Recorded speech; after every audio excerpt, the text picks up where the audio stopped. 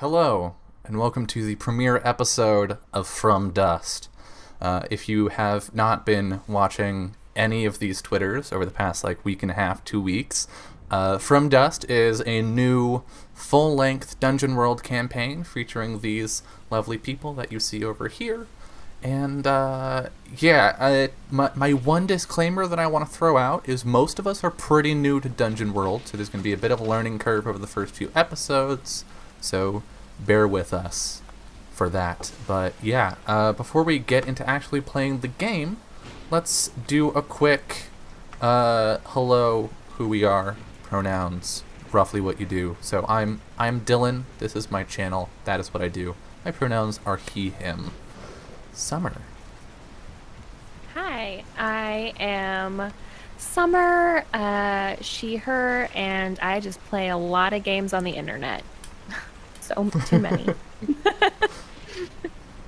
And Jess.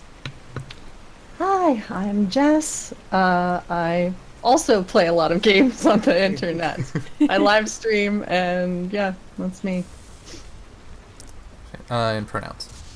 Yes, she, her. Awesome. Kiana. Is my sound working? Yes. I hear Good. Technical snafus. Discord decided that it didn't want to do anything and shut itself down. I was like, no, but I'm here. Hello. My name's Kiana. I do games all over the internet, and I will be playing Farron, the Fair Ophrier, Elfin Bard, the bardiest bard that has ever barded. Yes, and I was half paying attention because I was mostly paying attention to a billion other things. But did you get your pronouns in there? Oh yeah, my pronouns are she, her. Farron's pronouns are he, they. Awesome. And last but certainly not least, Adam. Hello, I am Adam Rowe, guys, and voice actor. My pronouns are he, him, and I'm happy to be here. And also hello to all of you lovely people in chat. Hi, I'm happy to have you here. So let's talk a little bit, as I like to do, to set expectations as we go into this. I've talked with the players extensively about the game, but for the audience, I wanna get a little bit onto the table so you're aware of what you're getting into with this. This game is skewing a little dark, so if you're not a fan of dark themes, if they tend to upset you or be triggering for you, I totally understand if you can't stick around, but you should know that that's a thing. And it's sort of apocalyptic, so the tone, the players will decide what happens with the game in general, but at least where we're starting, the tone's going to be a little bleak. So if you came here from Garden of the Giants and are like, oh, Mouse Guard, this is not the same thing.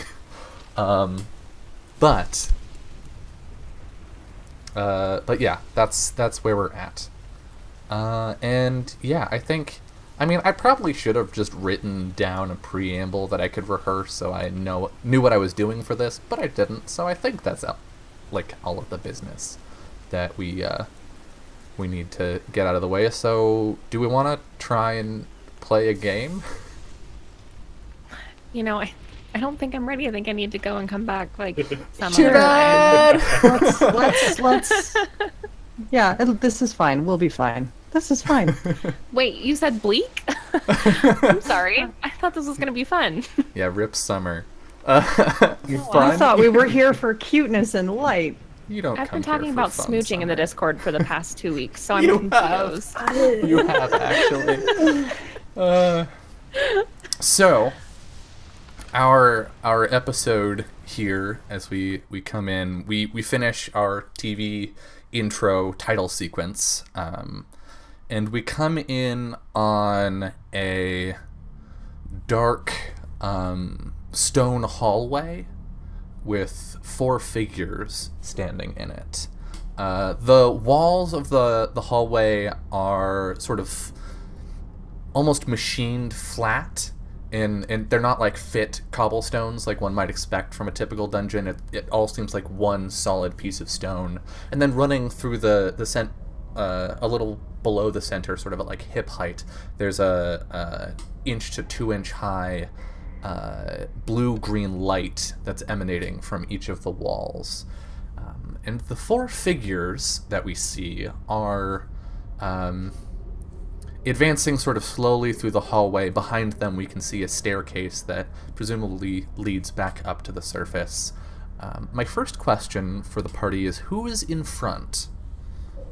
I would assume I am. Okay. So Adam, could you describe Gregor for us, please? Sure thing. So, I guess at the front of the party is a man of above average height and of strong athletic build, and kind of tanned, worn skin from being out in the sun a lot. His hair is kind of messy, dirty blonde, and he's covered in very well-worn but very reliable leather and chainmail. Wearing equally well-worn and reliable, he has a large hammer and a shield, and he has the shield up front ready, and the hammer just kind of casually resting against his shoulder, just kind of keeping an eye out. And as you step forward, you reach sort of a fork in the hallway. There's a path leading off to your left. Who is directly behind Gregor? That's probably me. So, yeah. So Rydia, you're familiar with Gregor. You've met him before and worked with him before. And I'm sort of assuming he's the one that pulled you in on this job that you're on. Could you really quick describe your character for me, and then I'll get you a little bit of motivation. Sure. So Rydia is perhaps a little bit younger looking, mid-20s or so. Long white hair, very pale aqua eyes. She's wearing kind of emerald-colored, enameled, really nice, very, very elaborate-looking armor, and a long white scarf. And she carries with her a long halberd with a dark green shaft that she's kind of using more almost like a walking stick, but ready to flip it and be at the ready at any moment. And how's the lighting in this place? It's well lit enough that you humans can see, but it is dim light, right? Okay. It's sort of like almost what we as modern folks would associate with like an electronics glow off of the walls, but it is dim enough that they could probably see Rydia. She's glowing a little, literally. She A does faint whitish blue glow at any parts where her skin and hair is revealed. And you may have been brought along as a sort of mutual contact with Gregor, but your personal motivation here is that these are Eldrin ruins, and you are aware that Eldrin ruins frequently have dangerous artifacts in them. What others might call useful, the church refers to as dangerous. So I think that's a sensible motivation for Rydia's accompaniment. Behind Rydia, who do we see? I think that we see Arrow behind Rydia, because I know Farron's not anywhere close to the front of this lineup. So, yeah, I would say several paces behind Rydia, Arrow is walking cautiously. He's a slender, young-looking elf.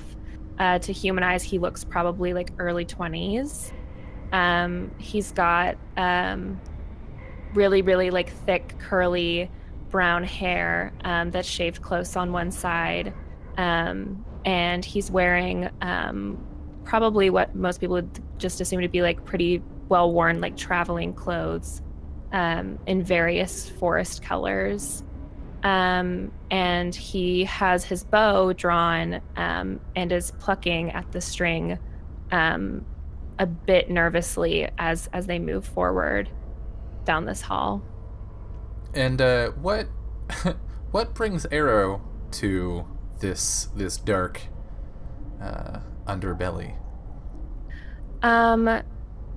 So Arrow knows Gregor, and still feels that we have some unfinished business. So I would think it is because they're trying to kind of cash in on what they believe Gregor owes them.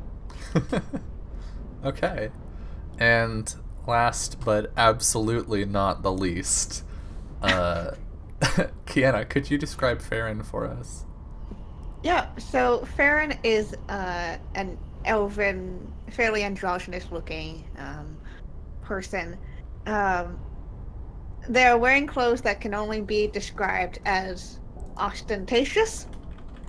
They have, currently they're wearing this like red, rich fabrics, clearly not meant for traveling or dungeon delving.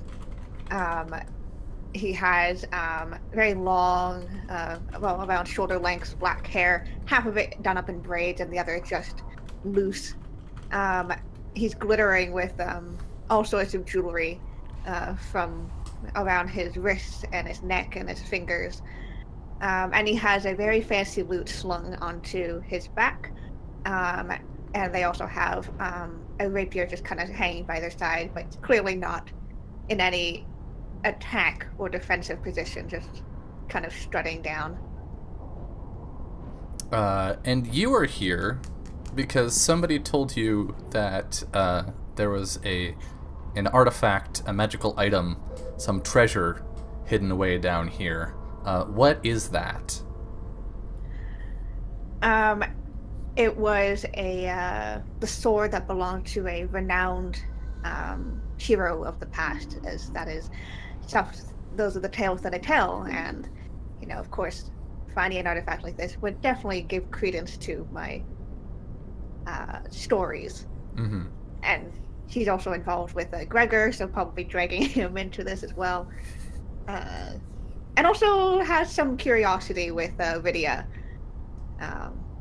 having a song that seems to match up very coincidentally with her.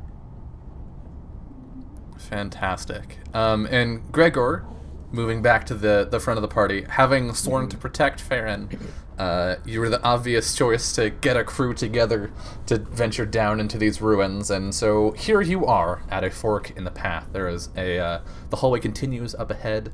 There's a path splitting off to your left. Which way would you like to go? What do you do? Gregor's gonna kind of glance about the different ways. Gonna kind of take in any sounds, any smells. He's gonna glance back and say, I think it's pretty safe where we're at right now. I could really use a pair of one of your elf eyes. Tell me if you see anything up ahead. Yeah, Arrow moves forward, kind of skirting past Rydia, and moves up to the front, and we'll take a look down the hall to see what I can see. Either way, Okay. and make sure it looks clear. So you're trying to look out for danger then? Yeah. All right. That sounds to me like our first move of the night. That sounds an awful lot like Discern Cool. Realities to me. All right. So if you would like to roll that, I believe it's already on your sheet and you can just click it. It is for indeed. convenience. Time to click. We all ready? Great. Oh, Wow, that feels really good. Okay. You can't see shit. It's I mean it's less that you can't Sorry? see shit, it's just that you've maybe never been in one of these ruins before. You've spent a lot of time outside, and in the forest, in the wilds, but not so much in these cramped tunnels. It's really hard to tell what you need to be looking for. Like, what is out of place down here? So, well, yeah, you can see pretty well. It's just that you don't recognize the various signs here. So, as far as you can tell, it seems safe, but you can't make any definite statements about what could be down here. Yeah, Arrow turns to Gregor and says, "Well, I don't see anything wrong, but that doesn't mean there isn't anything." Gregor's gonna nod and be like, all right, maybe I'll just stick to my human eyes. And I'm gonna try and squint down. Are you saying you don't trust me? I trust you. It's just, never hurts to have a second pair of eyes. So you're trying to take a look around? Yes, I am.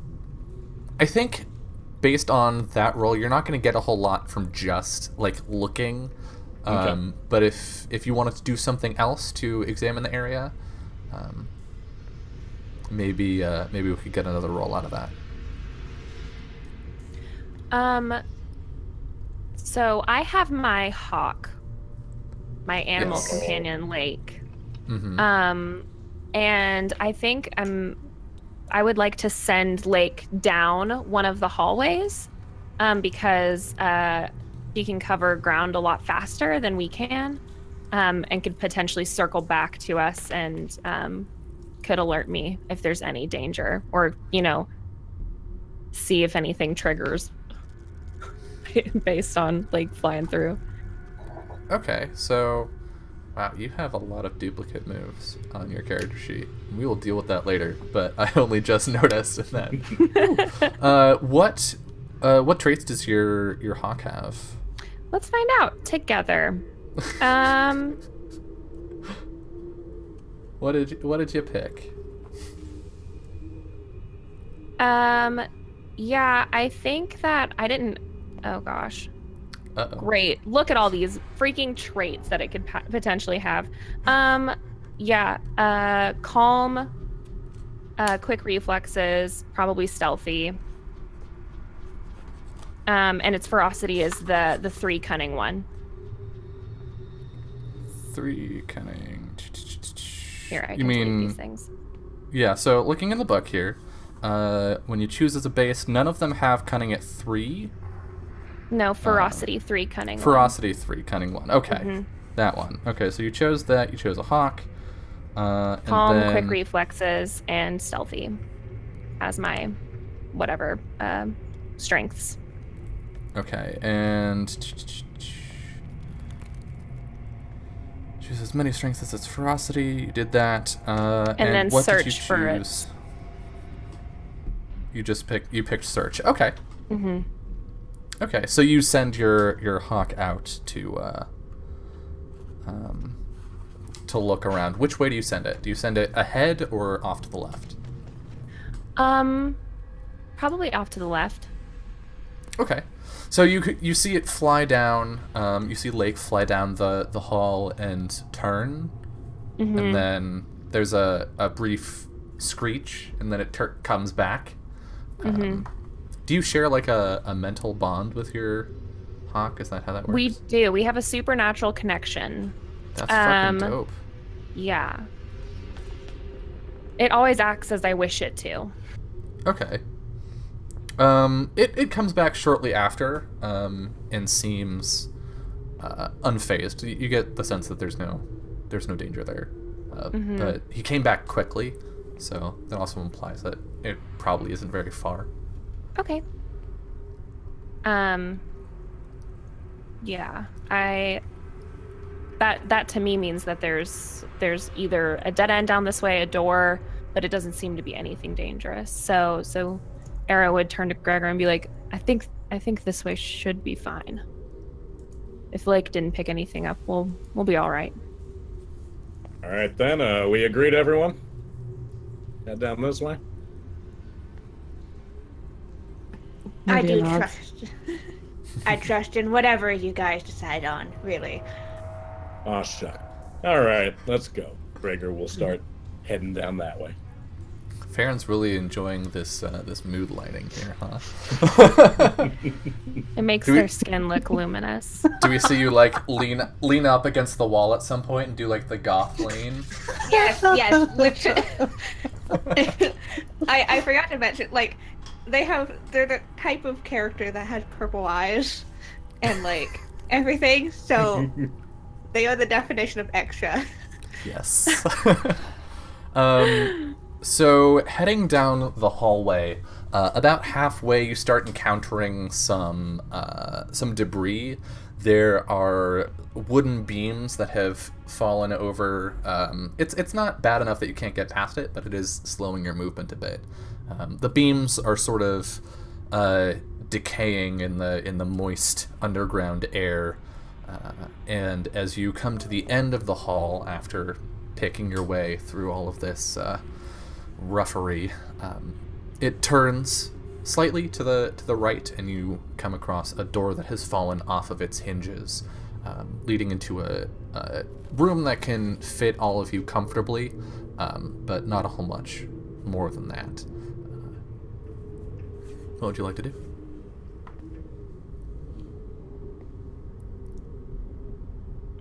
Already here. I'd say we take a look around a little bit. And you said the door was off the hinges? Yeah. All right. I'm gonna try to very, very carefully and quietly and sensibly try to move the door open. Yeah, you just pick it up, set it to the side. As you do, it sort of sponges in a little bit, like wet cardboard. Ew. But Moldy door. yeah, you get the sense that that this place has been like this for a while. Oh, am I a bit quieter than the others? That's fine. I will fix that in post, but in the meantime, I will fix that right now. The room itself has rotting bags of grain that appear to have been left there for much longer than is at all useful. There are some remnants of like the metal hoops of barrels, and there's not a whole lot else that you can see at a cursory glance. But if you wanted to poke around, you could. Yeah, I'll take out an arrow and start poking stuff. Literally. Yeah. Yeah, Rydia will step inside and start kind of Jabbing. moving things aside gently with her spear and examining things that may or may not be of interest. If there's anything that looks like it's out of place or too old, too new. Yeah, so taking a look around, it's less of a matter of I need you to roll to see if you can find anything, so much as it's just going to take you a little bit of time to sift through all of the detritus in here. And most of it, this is a thing that's startling probably the most to you, Rydia. A lot of this seems man-made, like human-made, or mortal-made more accurately, and not appropriate to an Eldron ruin. But still is quite old. So that it's not like somebody just moved in here and then set up a bunch of stuff, but it is incongruous to the construction of the ruins themselves. But as you sort of move the trash around, you find an inscription on one of the walls that is written in a language I assume none of you read. None of you read Eldrin, do you? None of you have like an ancient languages thingy. So you can you can recognize that it is the language of the Eldrin, but beyond that, it's a little unclear, like what it's saying. However, carved separately, like the characters themselves glow similarly to the lines in the walls, but carved next to them is a single word, asylum. And that is written in common. Look at this.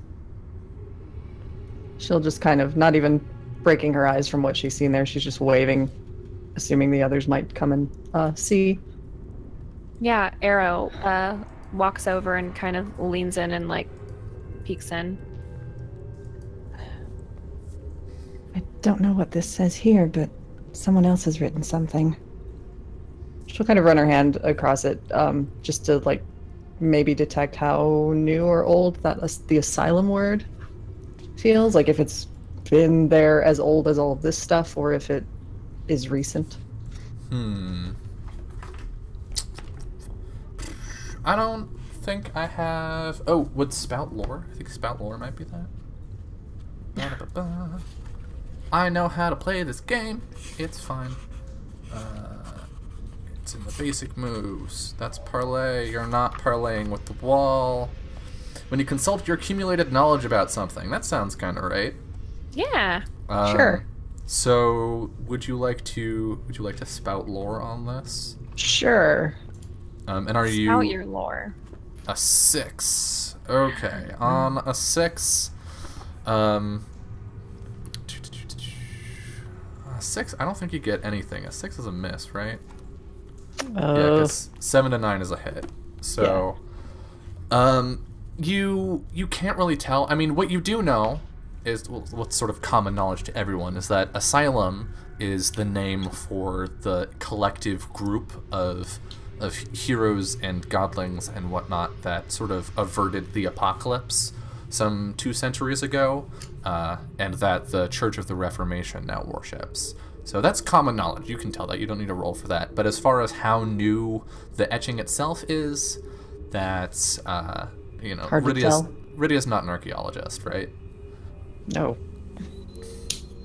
So you have a hunch maybe for a moment that like maybe I can guess how. Well, okay, yeah, no, I have no idea. So yeah, what would you like to do now? Not understanding whatever the language is and just seeing it's kind of like etched into the side. Arrow's going to pull out just like some spare parchment and probably pick up some like dirt or charcoal or something and try and like mark down the words so they can save it for later. Gotcha. So you're Make trying like to a get rubbing a rubbing sketch. of the Eldred? Yes, of the Eldrin Okay. and like the asylum as well. And he says, well, we can't read it, but maybe we can eventually find someone who does. Awesome. Oh yeah, and that's a good point. Anytime you roll a miss on a roll, you mark XP. Cool. So make sure to do that, because leveling up is good for you. It's just one XP per miss. Yes. Okay. And then there's a bunch of end of session XP that we do based Alright. on what happens. Yeah. So that is the only interesting thing you find in this room. It appears, your best guess at this point is that this was a storeroom some long time ago that was then abandoned, based on all of the rubbish. Yeah, Arrow straightens up and turns to the group and says, I mean, it doesn't look like there's anything else in here, so we might as well go back the other way. Fine by me. Lead the way. All right. Greg is just gonna start waltzing out of the room, back from whence they came. We see the 4 of you walk out of the room, and as you leave, our camera stays in the room for a moment, and we see the light along the wall sort of flicker into darkness for a moment. But then we cut back to you picking your way through the beams and whatnot back into the main hallway. And I'm assuming you head along further. Nowhere to go but forward. As you reach the end of the hallway, it takes an abrupt turn to the left, and following that, there's a... Oh god, you don't have a thief in your party. There's a creaking sound, and Gregor, you feel something click under your foot. and something is swinging through the air quickly at you. What would you like to do? I would like to raise my shield. All right. So that sounds an awful lot like a defy danger roll to me. Sure. And like you are, let's see, it's not defend, defy danger. There we go. By way of powering through or enduring, which of those sounds more accurate to you? I guess I would say, would you consider it enduring since I am blocking? Yeah, because you're just sort of, you're not pushing through it, you're just sort Yeah. of holding. I think so. So that would be defy danger with constitution.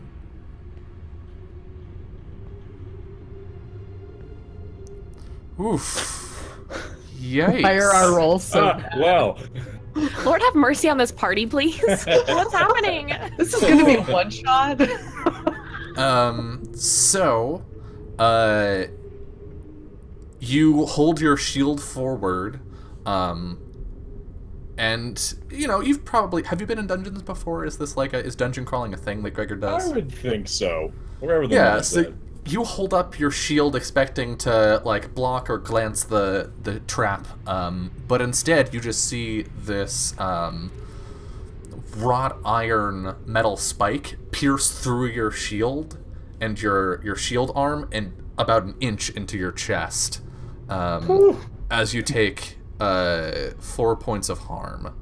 Oh, The rest of you see Gregor walking down the hallway, stop, raise his shield, and then grunt in pain, and there is nothing in the hallway. Gregor, are you all right? yeah, I got armor. It's all right. Kind of pull my shield off of this. What was Yeah. Be careful. Be careful of what? I'm just gonna kind of step out of the way and Yeah, Gregor gestures at an empty hallway. Rydia will go next and lead with the lance as far out as she can put it and kind of push the ground a bit and see if, like, any slight pressure does anything. I want you to discern realities. That's what I would like. Sure. Do. Oh my god! God help me. Oh lord. Yeah, so Is you What is happening? Is roll 20 broken? take experience. I mean, let's see. If I slash R 2d6 plus 2, what happens? Oof. Yeah, roll 20 is just angry tonight, I guess. It's vengeful. What did we do? Romulus, no, there has not been one success tonight. Mark XP. Ready? Market XP. Um, Friend. And you brush your hand along the ground and then apply a little bit of pressure, and there's a click, and you feel your arm sink down. And I was then tapping it with the spear, not with her hand. Oh, with the spear. Okay. Yeah. So you So press I've the got like my full reach away from me with it. As you do so, you see the ground where you were touching with your spear opens up into a pit suddenly. Arrow and Farron see nothing. Gregor also does not see. So we're not seeing the ground opening up. Mm-mm. Stand back. Why? That's all I need to hear. Little on the defensive anyway. You don't see the pit? What pit? She'll retract the spear and watch and wait. The pit stays open. Interesting. My Step dearest Lydia, are you sure you're not just seeing things? Feel free to walk forward if you like, but you're going to fall.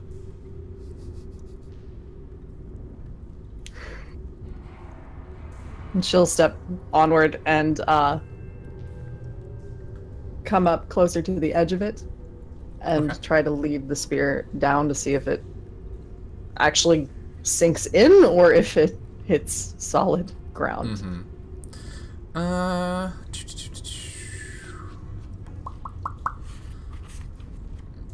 Trying to decide if this is a move or if I just ask you to make a roll.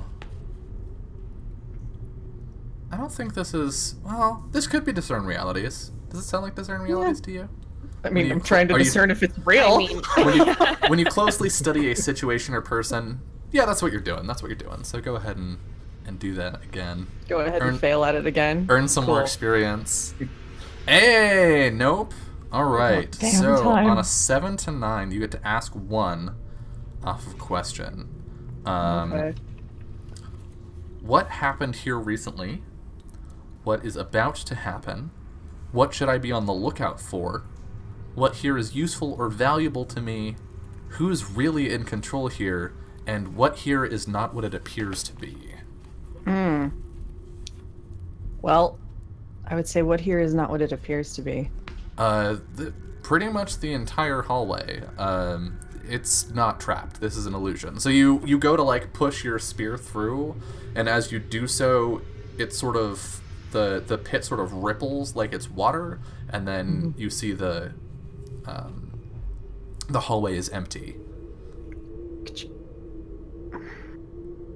An illusion. There's some sort of magic here. Be careful. What you see may not actually be real. She'll pull the spear back. Should we proceed, Gregor? I definitely took real damage, though, Dylan. Actually, looking down at your arm and your shield, the wounds that you swore were there and you felt are no longer there, as you're made aware of the illusion. all right.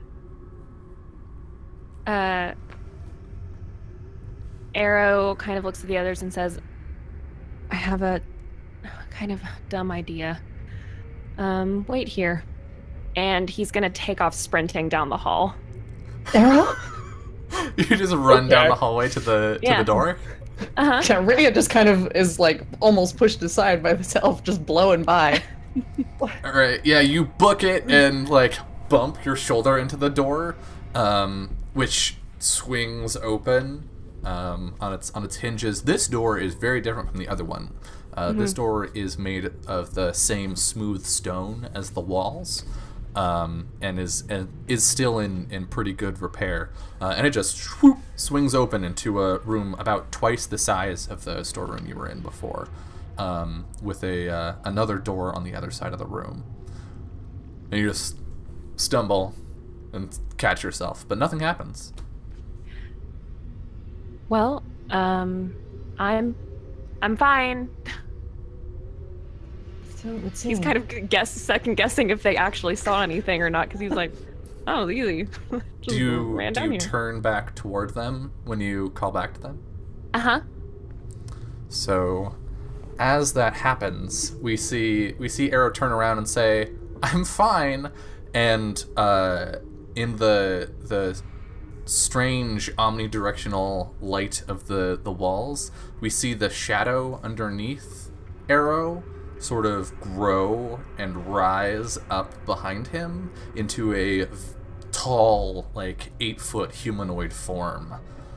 What would the rest of you like to do?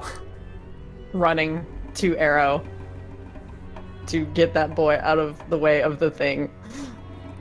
I'll start running after. Arrow! Leading with the Oh, spear. So you're And Farron just kind of sighs. I was about to say that fortune favors the bold, but... and then just takes off. rip. So Some kind of fortune favors the bold. So Rydia, what is your intent here? Is your intent to harm this shadow being or to protect Arrow?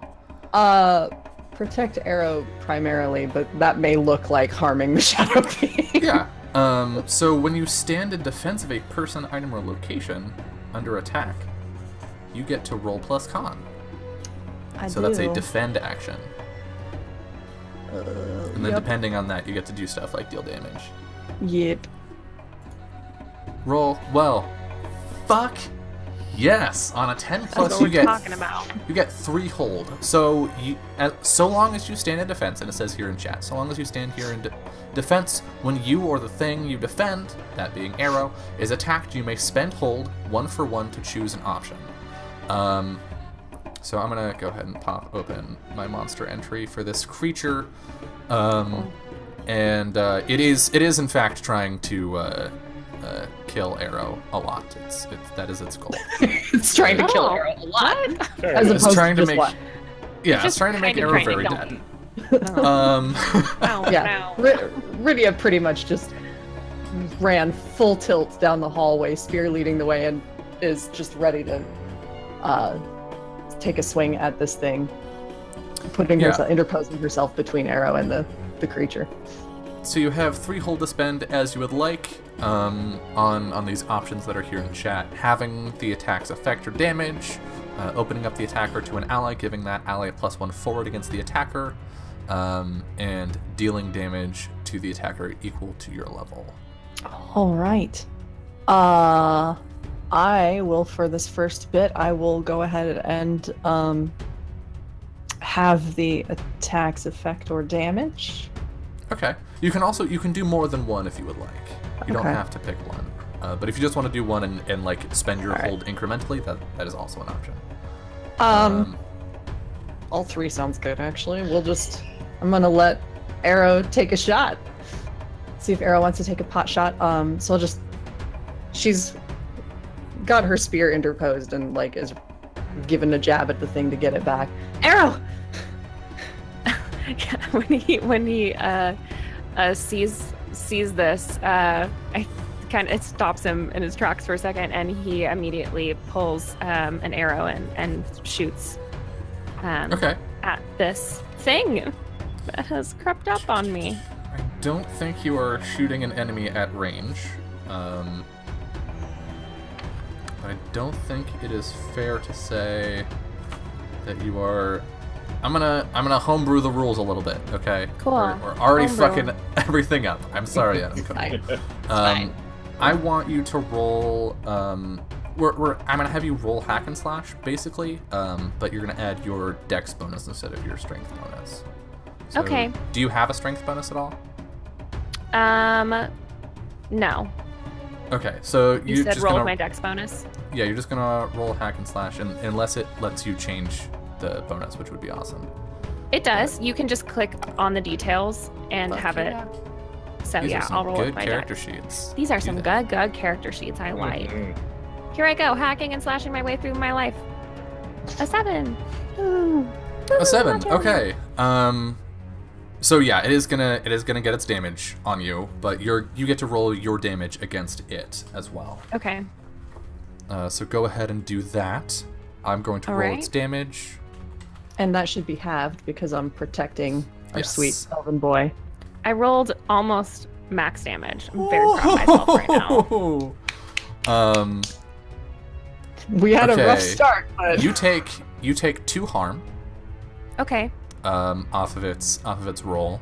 Mhm. As it like reaches to like pull something out of you, Rydia's spear comes up and it shies away at the last moment, so it only gets a grazing hit on you. You take 2 harm. It takes an amount that is clearly not as much as you thought you had just dealt. Had you been shooting a person, that arrow would have like killed most people. Yeah. But you see your arrow pass through this creature and wisp away a little bit of the darkness, but your arrow just clatters into the room behind you. All right. And that was, you rolled a 7. Let me do math. I hate doing math on air. Okay, there we go. All right. Gregor, you are charging down the hallway. What would you like to do to, in this situation? Yeah. Do I have any sort of difficulty reaching this thing with these two not at right all. here? Not at All right, I'm just gonna get myself right in there, and I'm just gonna try and just bring my hammer down on this thing. Fuck yeah. So that sounds an awful lot like hack and slash to me. All I right. don't know if that sounds Hack right to and you. smash. Really more of a slam. Slam and smash. on and Sam, and welcome to the fuck yes. Okay, so this is my favorite part Welcome about to the playing good show. a fighter in Dungeon World. So you get to deal your damage to the enemy and avoid their attack. So you will take no damage. They won't get to deal damage back to you unless, Okay. at your option, you may choose to expose yourself to the enemy's attack, but gain an additional d6 of damage. I don't really know what this thing is capable of, so I am gonna err a bit on the side of Okay. and just take the straightforward attack. All right, then go ahead and roll your damage. Alright. As you keep yourself defended with your shield, but get a decent blow with the hammer. Yeah. All right, so you swing into it with the hammer, and again, if this were a person, that would be a devastating blow, but this thing is remarkably resistant. It's incorporeal and shadowy and awful. At this point, I think it's going to pull back a little bit, and you see it expand and tendrils come out of it, reaching toward the walls, and then all of a sudden the room goes dark. And the humans cannot see. I'm gonna give you -2. Both of the humans, or not -2, -1, ongoing until light is restored. Okay. Farron, what would you like to do? So Farron is running. I say running in the most abstract of senses. Jogging lightly. Prancing. Prancing it. So everything's gone dark. Okay. Yeah, there's a little bit of light back in the hallway where you are, which is letting the two elves see very, very I'm slightly. probably visible. Yes. Also, Rydia is glowing. Doesn't help me, but I'm visible. You're shiny. So you know where she is. Yep. Okay. Farron thinks about attacking the thing. He's like, so he's going to, want to help, Arrow, by, cheering them up, cheering them on. Go cheerleading, essentially. As he shouts, "Come now, Arrow. I guess it's time for the elves to come to work." So. Okay, so are you just like boosting morale, or are you using magic? I What's the want goal to here? magically boost him. Okay, so you're bringing your magical bardic powers to bear and and being performative. All right. Yep. So let's see. When you weave a performance into a basic spell, choose an ally and an effect. Which effect are you choosing? I want to plus 1d4 forward to damage. Awesome. Okay. Then go ahead and roll plus charisma. Okay. That's a 10. That is a 10. Hot damn. Okay, so no drawbacks here. We're warmed up. You you do your like, look at me, I'm so fabulous, aren't elves great thing, and Arrow, you see Farron down the hallway start to sparkle a little bit, and all of a sudden you feel bolstered, and like you just like halfway into a really good workout where you're feeling nice and pumped but not exhausted. I love it. That's my favorite part of a workout. What would you like to do? I would like to shoot it again. And this time, now that he's not caught off guard, we hear him whistle, and Lake is also going to attack the shadow Okay. with me. So are you still in close range with this? I would say so. I Okay. don't think he wants to necessarily back up into this weird hallway they were in. So yeah, probably still within close range. Okay, then I'm gonna ask you to hack and slash with Dex again, and then how does fighting with your pet? So I have a move called Command. And basically, when I work with my animal companion on something it's trained in, which it is trained in fighting, Right. and we attack the same target, I can add its ferocity to my damage. Is it trained in fighting? Because you said you picked the one cunning one, right? Which means it's trained in Yes, search. but it's your animal is automatically trained to fight humanoids. Choose as many additional trainings as its cunning. Gotcha. Lake Oh, can it's fight. oh right, fight bird. monsters. Fight monsters would be the thing. I'm gonna say Mm-hmm. this is definitely a monster. This is not a person. Okay. Well, can it help me somehow? Hold on. When Does you it just like work with fly your through it? attack the same target, add its ferocity to your damage. Yeah, I think this is too spooky for Lake, is what it is, actually. I mean, that makes sense because Lake's weaknesses are, well, no, just kidding. I thought I had taken the flighty one, but I didn't take that one. Lake is forgetful and stubborn, if you're curious. Yeah, okay, so it's stubborn. It's gonna take considerably more training to get Lake to look at a fucking shadow monster and go, I should fight that, instead of, I should fly to the other side of the room and wait for my master to be done with this. And that's precisely what Lake does. Okay, cool. I'm just gonna fight it myself. Shoot. Pow, pow. Alright, but you do get a bonus 1d4 to damage if you hit here. Okay, so you said hack and slash with Dex again? Mm-hmm. Okay. That's an 8. That's an 8, so you're opening yourself up to damage,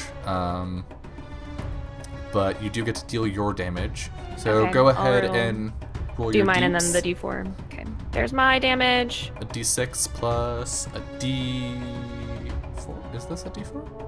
Yeah, should have been. Yes. Okay. So that's 7. And Rydia, you only spent 2 hold previously, right? Or did you do all 3? I did 2. Okay, so you still have a hold, and you're standing in defense here if you wanted to spend that last hold. I will look for what I can do with defend. I'm gonna open up the attacker to Arrow once more and give him some advantage because I can't see shit. Okay. But I'm very visible and I make a great target, so It's true. So another I'm dressed in dark colors, thinking into background. another hunk of it wisps away as your arrow passes through, and it hisses at you, and it's going to deal its damage. +1. Leave me alone. Oof, and you are going to take 5 harm off of that. Rydia, having a hard time seeing now as this creature blends in with the darkness, can't quite intercede. And so it reaches past her and into your chest, and you just feel this coal like dropping into water just burst throughout your body, and your breath catches in your throat. What are humans like to do? What are you up to in the darkness here? light a torch? Do you have one? I don't know. That's a good question.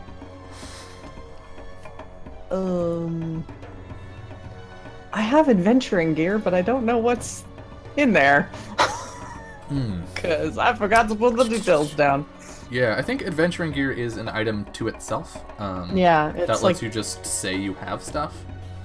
If I remember correctly, let me find it. feel You know like what? I think you not have bringing a 5 torch things. into a dungeon is super dumb. So If you expand, like if you hit the little plus button, it tells you everything about it in the details.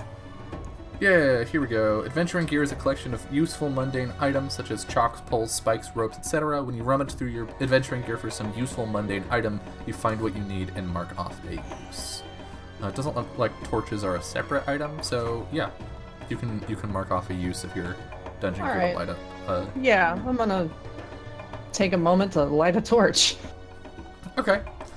So you light this torch, and we see. I think our camera moves back into the hallway by Farron, and we see like a small shower of sparks as you go, shk, shk, and then on the third attempt, your torch lights up, and the room is illuminated with this flickering gold-orange light.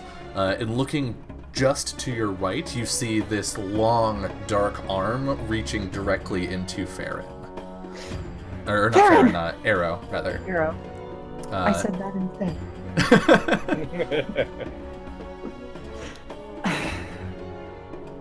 What would you all like to do?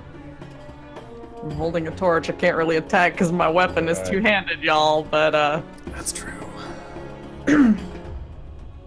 I think now having visibility and suddenly seeing this scene, I'm going to immediately assume that, shadow arm reaching into my companion isn't good. Yeah, you can So, you can see these like It tendrils doesn't of feel black good. running through Arrow's veins up their neck.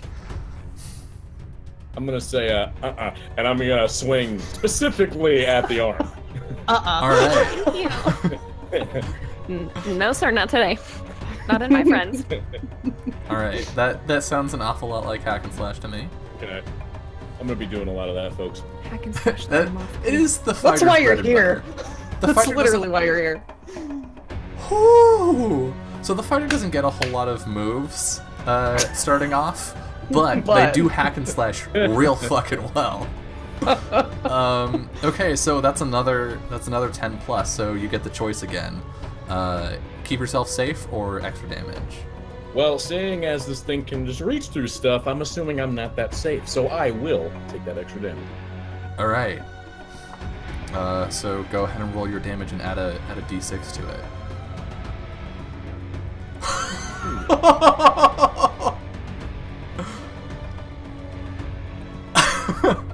Damn, Okay. son.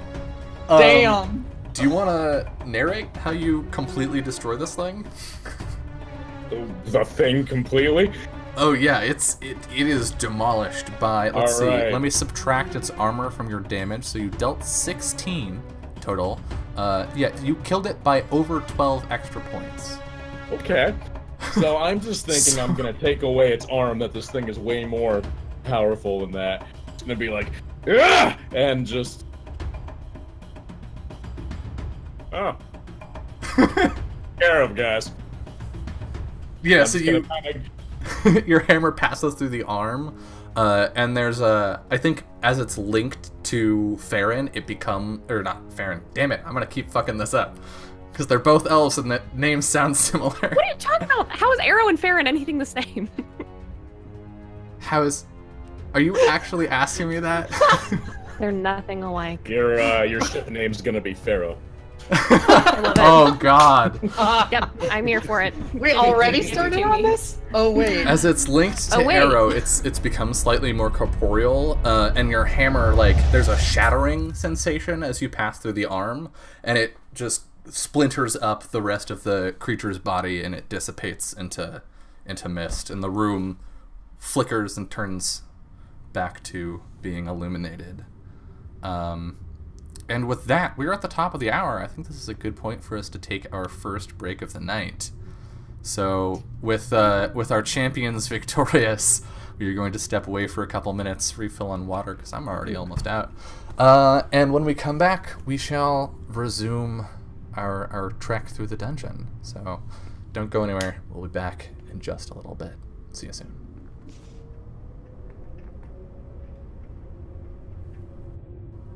Hello, and welcome back to From Dust. Man, it's been so long. I ran Fun Shots for, it feels like forever, especially on Saturdays. And so now every time I go to introduce a show, I'm like, Fun Shots, and then the name. And that's not, no, this is a different series. Fun Shots is done for now. All right. Fun shots is done shots. Precisely. Let's see. Where we left off, you had just defeated a fearsome shadow that had been trying to metaphysically nom on Arrow. See, I got the name right that time. Good job. It's not because I had your character sheet open. Just keep that bad boy right up there. Yeah. But you are now in this fairly spacious chamber And getting a first look at it now that the combat is over, you see more just sort of like more of the refuse of humanity, right? But rather than boxes and grain bags and that, you see rough, rotting bed frames, the tatters of decayed cloth, that sort of thing. What do you do? Arrow is like leaning in the doorway, kind of like catching his breath with his hand on his chest, and looking paler than normal. He's a pretty pale boy to begin with, but he's looking not 110%. But steps aside and is like, all right, so let's keep moving. Lake flies back over from the opposite side of the room and lands on your shoulder. Hi, girl. Are you all right? Rydia will step up and put a hand on his shoulder and take a look to see if he's actually all right. He's pretty fucked up. He's actively shaking and shivering, and you can see like the darkness that had crept up his veins is still there a little bit. It's receding very slowly. Hold still a moment. And she'll just rest her hand on him to heal him. All right. I believe there is a move for that when you There is. lay your hands upon someone. She's gonna do the old paladin thing. Yeah. Oh, and I should have asked. Oh, so on an 8, roll 1d8 damage, will remove 1 disease, but said damage or disease is transferred to you. Okay. Yeah. Go ahead and roll a d8 then. You're right. Oof. Oof. Ow. Ouch, my bones. Oh wow, right. I'm perfectly better again. Thank you, friend. You're Yeah, welcome. so do you have gloves on, Rydia? Or She has a glove on one hand and the other is bare. okay, So, her left hand her bare hand she places. So we see the darkness drain out of Arrow's veins, and we see it crawl up, sort of like the inside of your forearm, and past into your armor. There. Better? Much better, thank you. And that means what's your HP at? Is my question. Now? Well, Arrow's is at 20. Arrow's is at full, Yeah. right? I just Yeah. took 7 damage and I can't do math, so I'm at 18. Yeah. Okay, it's not too bad. I'm fine. But yeah, you're feeling it, Rydia, and there's like this ache in your arm now. She just kind of grips her hand a little bit and will bear it. Grasps her spear a little tighter to steady herself. Let's have a look around. You're gonna be alright now. I'm fine. Alright. I'm gonna start turning to go into the room, but I just kind of want to glance at Arrow again, and I just kind of want to wink and be like, safety again, and just walk back in. Yeah, he sighs and just rolls his eyes and continues into the room.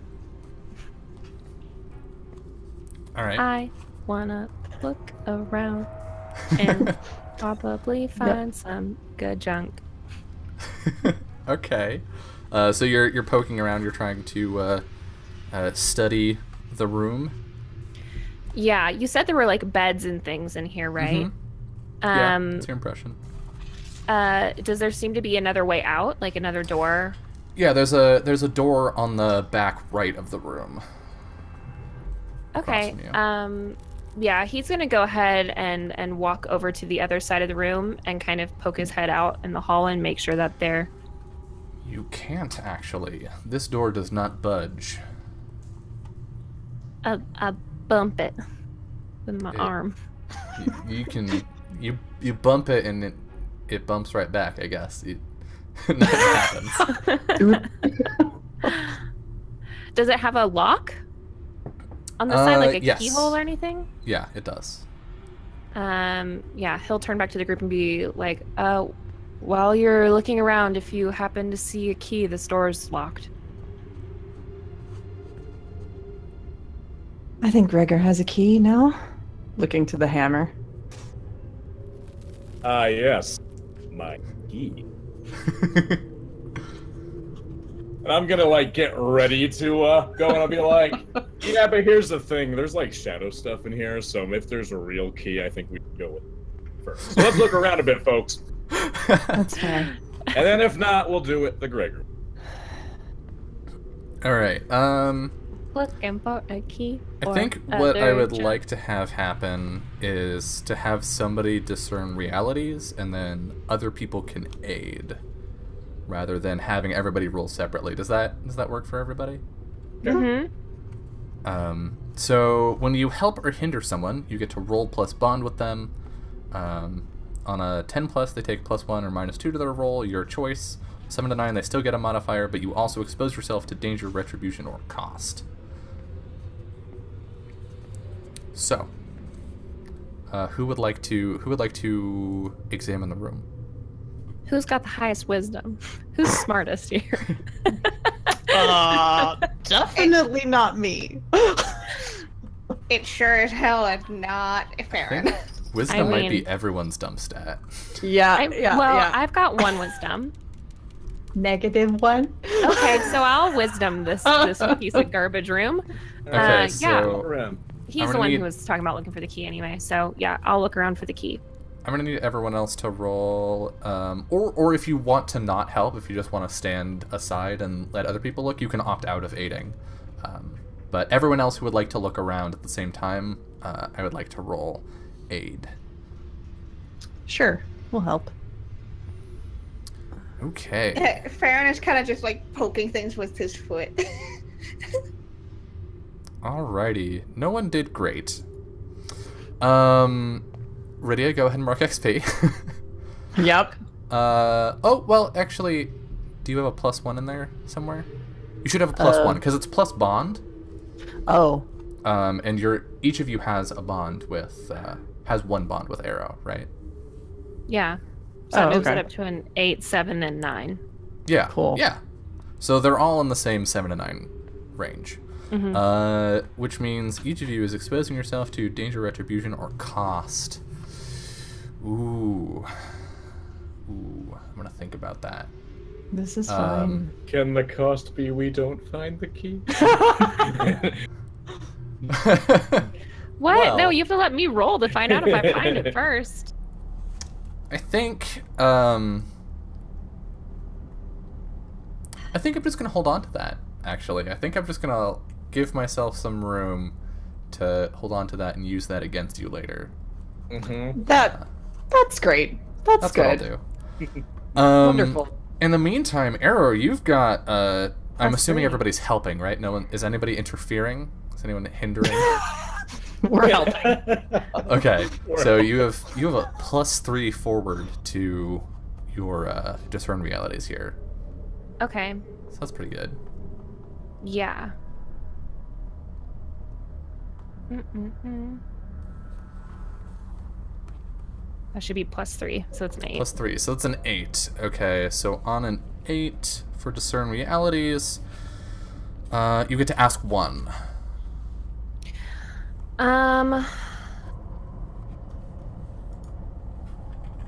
What here is useful or valuable to me?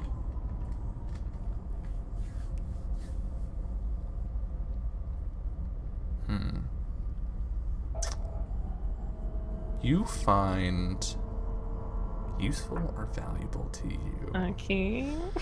Well, you don't find a key, because there isn't a key in this room. What here is useful or valuable to you? I think you find a small folded pamphlet. That is, or not a pamphlet. It's like a pocket-sized notebook that is hidden away underneath a bunch of other stuff, so it's been kept safe from the moisture. Okay. And it's tucked away in a corner. Yeah. As he's kind of looking around, he finds the notebook and flips it open. Okay. I need to pull a thing into the campaign real quick, so I can tell you what you read.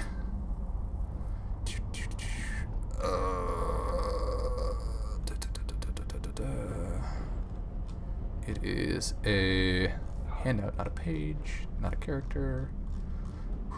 Handouts. There we go. Ba, ba, ba, ba. Come me. What is everyone else in the room doing while Arrow pokes around? Like, how are you helping? Guess I'm just kind of looking around, and if we don't find anything, then I'm ready to take the door down. Fair enough. Iridia's searching around in her usual fashion. If it's a larger obstacle or looks questionable, she'll lead with the spear. But for smaller things, just trying to look and see if there's anything vaguely key-shaped. Look in an area where someone might have tucked a key away. The usual types of places where you might find such things. If there are drawers, under a bed, someplace where someone might think to hide a key. Fair. Yeah. And Farron has taken great steps to not be touching anything directly with his hands. Of course not. Of course. So she's definitely kind of just like, shifting things with his shoes. Or like with a stick. Not super effective, but she's trying. We appreciate it nonetheless. So, scrawled in fairly crude characters on the first page of this journal, you see written Pamphlet of Guild Relations. And then the rest of the pages are filled with written and rewritten notes in what looks to be like at least 5 different pairs of or sets of handwriting. And that will, let me drop this in the in-character handouts folder. It's just got a bunch of scribblings in there. I love this. This is beautiful. Oh my god. Yeah. And you recognize none of these names, I would except for the Sisters of Grief. The Sisters of Grief are the personal guard to the Regent in Sanctuary. Okay. And have been for some 200 years, you think? A long time. Yeah, he picks it up and starts to kind of flip through it and kind of waves at the others and says, I didn't find a key, but I did find this notebook. Says it's the pamphlet of guild relations, and it's just a bunch of notes about other guilds. I don't recognize any of the names. Other than Sisters of Grief, but Guild Does that sound relations. familiar to any of us? It might spark something for Farron. But I believe there's a move that Farron has for knowing stuff about that. Yes, so I'd be like, my dear Arrow, could I take a look at that myself? yeah, just be kind of careful with it. And he hands it over. I am nothing but careful with anything. So you already chose your area of expertise, right? Which was Legends of Heroes Past? Yeah, Legends of Heroes Past. Okay. When you first encounter an important creature, location, or item, your call, covered by your bardic lore, you can ask the GM any one question about it. The GM will answer truthfully. The GM may then ask you what tale, song, or legend you heard that information from. What question do you have about this journal?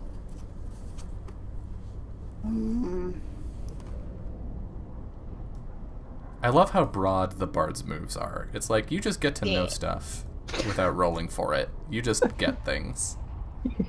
So kind. Who could this belong to? Reading through it, you have a hunch that it could be the activities and notes of Asylum before they became sort of the venerated gods that they are known as now.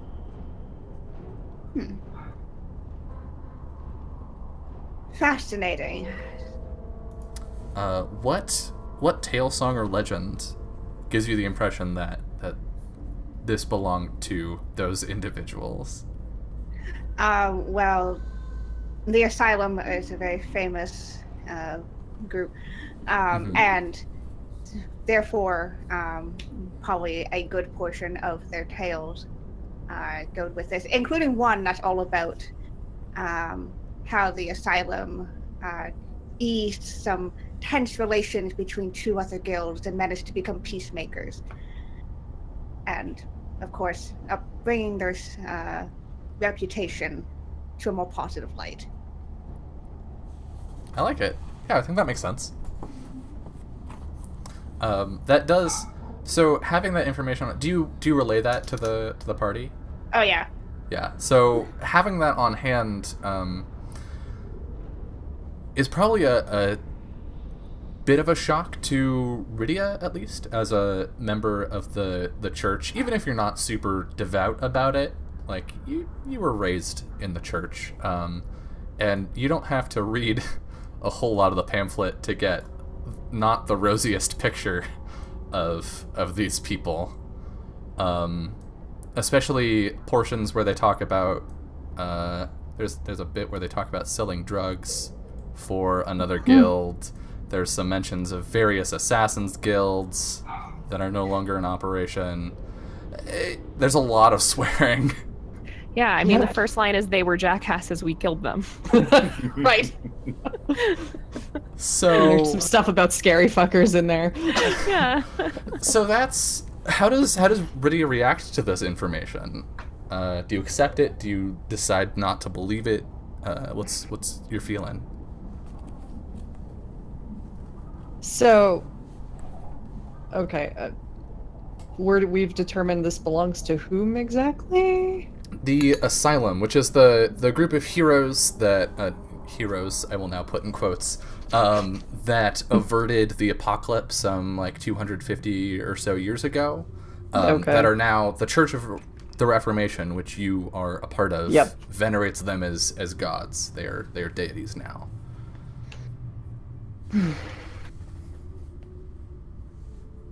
Interesting. Anybody could have written that.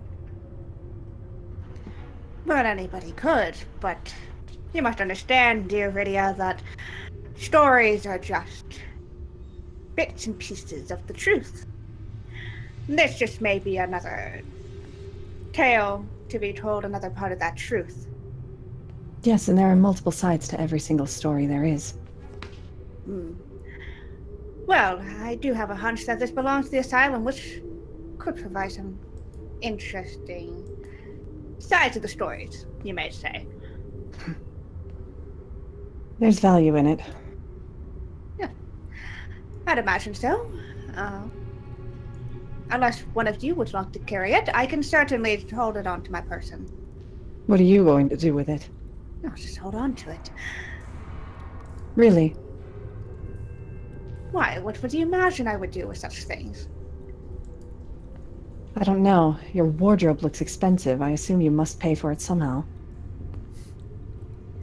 Just telling stories, my friend. Just telling stories. Telling or selling? I don't mind to carry it. I found it. I think that might be better. I defer to all of your judgment, of course. Listen, they're gonna pay for the nice clothes with the amazing payday we're gonna have after this. And if I have taken anything from this, it's that we haven't found a key. And I'm just gonna swing at the door. All right. So I said earlier that that the fighter doesn't have a whole lot in the way of starting moves, but you do have one specifically for this. I do. Let's pull this up, shall we? Let's see. That's cleric. Fighter. Here we go. Bend bars, lift gates. When you use pure strength to destroy an inanimate obstacle, roll plus strength. Be the key, Gregor. Be the key. I am the key. Be the key you see in the world. Yeah. Woo! On a 9, choose 2. It doesn't take a very long time. Nothing of value is damaged. It doesn't make an inordinate amount of noise, and you can fix the thing again without a lot of effort. Okay. I'm going to do it quickly and as quietly as possible. Okay. So by the inverse becomes true, right? The things that you didn't pick, those happen. So something of value will be damaged, and you will not be able to fix the thing without a lot of effort. And you swing your hammer into this door, and there's a crunch and a crack that you feel down the haft of your hammer, and the door swings open into the hallway, but not very loudly. It doesn't hit the wall. The lock itself is busted. The door is completely unmarred, which is a thing that is unsurprising to you at this point. No one really knows how to put marks into Eldrin structures. They're thought to be relatively indestructible. So that's not a big surprise. The unfortunate part of this is that you have damaged your hammer. So I'm going to have you take -1 ongoing to damage dealt with your hammer until you get it repaired. Okay. I'm going to feel really good about this and be like, ha! Yeah. Alright. I'm just going to kind of shrug it off, raise my shield. I'm just going to start walking in. Yeah, there's like a vague rattle in the rivets that hold the head onto the handle of the hammer. It's still usable, but It'll do. all right. And what would you like to do? Did Gregor just go through the door? Yes. Follow it after me. All right. So heading into the other side, there's a pair of small rooms sort of staggered along the hallway that are currently empty. They're barren. They appear to have been cleared out. Do you move on through the hallway? Visibility still dim. Yeah, it's the same. This entire complex, it seems, there's just this line of light that runs along the walls. And I haven't doused the torch either, so... Nice. So you have Considering we've that. been finding a lot of hidden messages and stuff, I would like to at least peer in the rooms and just give them a second glance as we're going. Okay. That sounds like discern realities to me. Right. So let's get this experience out of the way. Hey! Okay. So, on a 7, I believe you get 1 off of the list. What happened here recently? What is about to happen? What should I be on the lookout for? What here is useful or valuable to me? Who is really in control here? And what here is not what it appears to be? Considering I'm kind of on the lookout for messages and stuff, I guess we'll go with what here is useful or valuable to me. So much of the stuff that has been left here over the years has rotted away, but there are some things that are relatively immune to decay. Things like gold, for example. And poking around in the dust, you see a small pouch that has mostly rotted away, but you recognize the unmistakable glitter of gold, of a handful of gold coins. I am immediately gonna go and walk over and go pick this up. Yeah, let's say it's about 20 gold that you find. Gonna kind of toss it in my hand and kind of look to the group. Getting Seems richer you by the found something moment. Lucky. As he says. We will fairly disperse this after our job is done. Of course. Yeah, I mean, if you wait until after the dungeon, you only have to split it so many ways, right? Yeah. Yeah. No need to do the math ahead of time. We'll just split it with whoever comes out of the dungeon. Yeah. Exactly. All right. What would you like to do now? You can hear, actually, I think as you do that and you pocket the coins, you hear a whisper echoing off of the walls, Gregor, further in. Becoming aware of that, I'm gonna silently look to the rest of the group and just be like, and I'm just gonna, I guess, walk out of that room and not really try to stealth more so. I'm just gonna try to keep an ear out, see any details in the words or specifically where it's coming from. All right. You can absolutely tell which direction it's coming from because it's not coming from back where the group was, and this is Gotcha. a pretty monodirectional hallway. It does weave a little bit, like there are turns. It's almost as if this place was built not like with the concept in mind of people coming in that they didn't want to be here. So the passageways wind. You don't get a whole lot of really long hallways that would provide good sight lines. Mm-hmm. But moving ahead, the whispering does get a bit louder, and you can't. Well, let's have you roll spout lore on this to see if you can discern what the words are, and it'll make sense why afterward. Nope. On a no. So what you get is just like it's not forming words that you can recognize. It's syllables, but that's it. What about the rest of you? What are you doing? Do we hear that at all? It's just Gregor? You do hear it. Gonna listen very closely.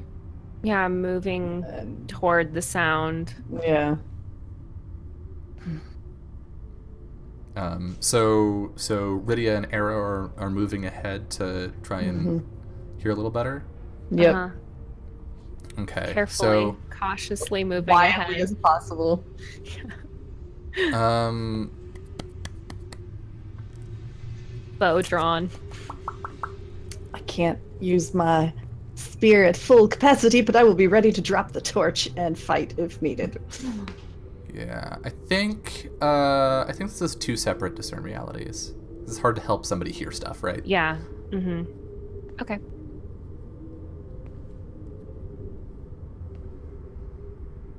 Six. A 9. Okay, well with a 6, mark XP. Also, Yes, if you didn't absolutely, mark I will. XP for the spout lore, you should do that, Gregor. Okay. But a 9 will get you a question off of the list. What would you like to know, Rydia?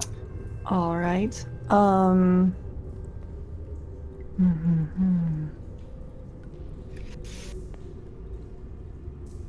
These are. I'm trying to translate these to sound, and this is weird.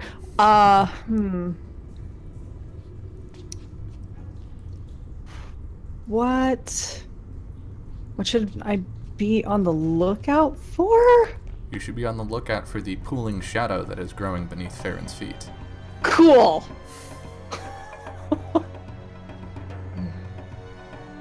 So, listening to that whispering and trying to kind of get a sense of where.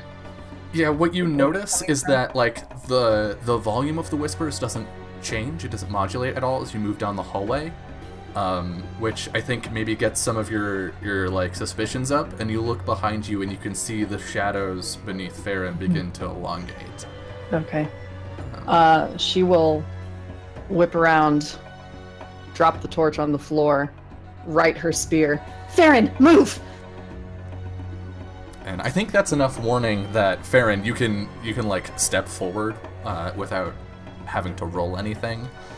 Yeah, Farron moves. And you see another of these shadows rise up. Gregor, you are around a corner, so you can't see that, but you hear very clearly Rydia shout. What do you do? All right. And I believe you said Farron move? Yep. All right. Well, considering some things between myself and Farron, roll my eyes and immediately turn around and Never mind, guess we're going this way. barging back in. And as you swing around, there's a snap and a clinking of mechanical stuff, and 2 metal plates seize around your ankle, and your foot is stuck to the ground. Yeah, Jess, I'm using it. Fucking did that. And you can hear behind you at the end of the hallway a clanking sound of something like it's like the sound of a roller coaster reaching the top of a hill. Mm-hmm. What do you do? Whew. Hearing that coming, I guess I'm going to turn and I guess look towards the noise. And because it worked so well last time, I'm gonna raise my shield and just prepare for whatever. Okay, yeah, you can just barely make out the faint outline of several dark holes in the wall that you had not seen before at the end of the hallway. Right. Meanwhile, at the back, sort of near the entrance to the room, at these 2 alcoves, the shadow is advancing on the portion of the party that it can see. But Rydia, if you want to get in front of Farron, you can do that, no problem. Yep. I want to get in front of Farron and I want to attack the damn thing. Sounds Stab good. it good. Yeah, so it's gonna reach out toward you as you stab at it. I think that's a hack and slash. Yeah. Yeah, so she's just gonna twirl the spear around and give it a good jab. Yeah. An 8. Okay, so you will deal damage, but it will deal damage back to you. Okay. So let me. What is my roll its damage? It should be at the top of your sheet by your HP. Do. It's based on class. You are going to take 6 damage. Ow. Okay. Ooh. That was hot garbage. You spin the spear around and jab at it, but it moves faster than you expected, and it just sort of snakes around your spear. You deal no damage to it as it comes up to you, and with both of its hands just grabs onto your shoulders, and all of your muscles in your shoulders seize up as it begins Neat. to drain you. And Excellent. you take that 6 harm, modified by armor. Yeah. I need to fix that on my sheet, but we could do that later. Do you Okay. not have armor? I should, but it You should. shows up as 0 on there. You for have some to reason. you have to equip the armor in the item slot. Cool. That'll do it. Sweet. So yeah, I took 4 damage technically. Okay. Arrow, you hear, or actually, I think you're between the 2 areas enough that you can see Gregor turn with his shield again, and you Yeah. can see this fight happening at the entrance to the hallway. What do you do? Is the torch still burning from where Rydia dropped it on the ground? Yes. I would like to pick that up and try and slam it into the shadow Yeah. thing. Okay. So you're attacking the shadow with Yeah. with the torch. Uh-huh. But I think he looks at Gregor and is like, I'll be right back. Gregor's just gonna give a nod. Yeah, so I wanna attack it with the torch, Okay. hoping that light/fire will do something different too. I feel like that's a hack and slash.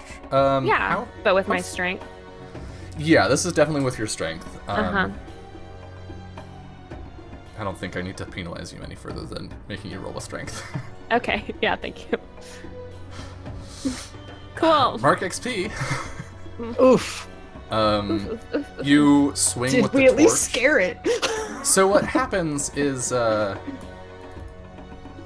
you trigger its instinct, and you swing the torch into it, and as it passes through, the fire just whiffs out. Oh. And the torch is extinguished. Meanwhile, Gregor, I Cool. would like you to defy danger. It sounds sort of like you're using con again. Sure.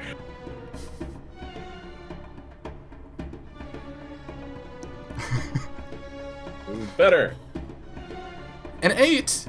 Okay, so you stumble, hesitate, or flinch. The GM will offer you a worse outcome, hard bargain, or ugly choice. Okay. I will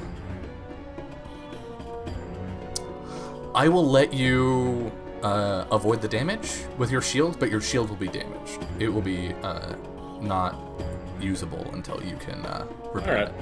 Fair enough. You willing to take that? Yep.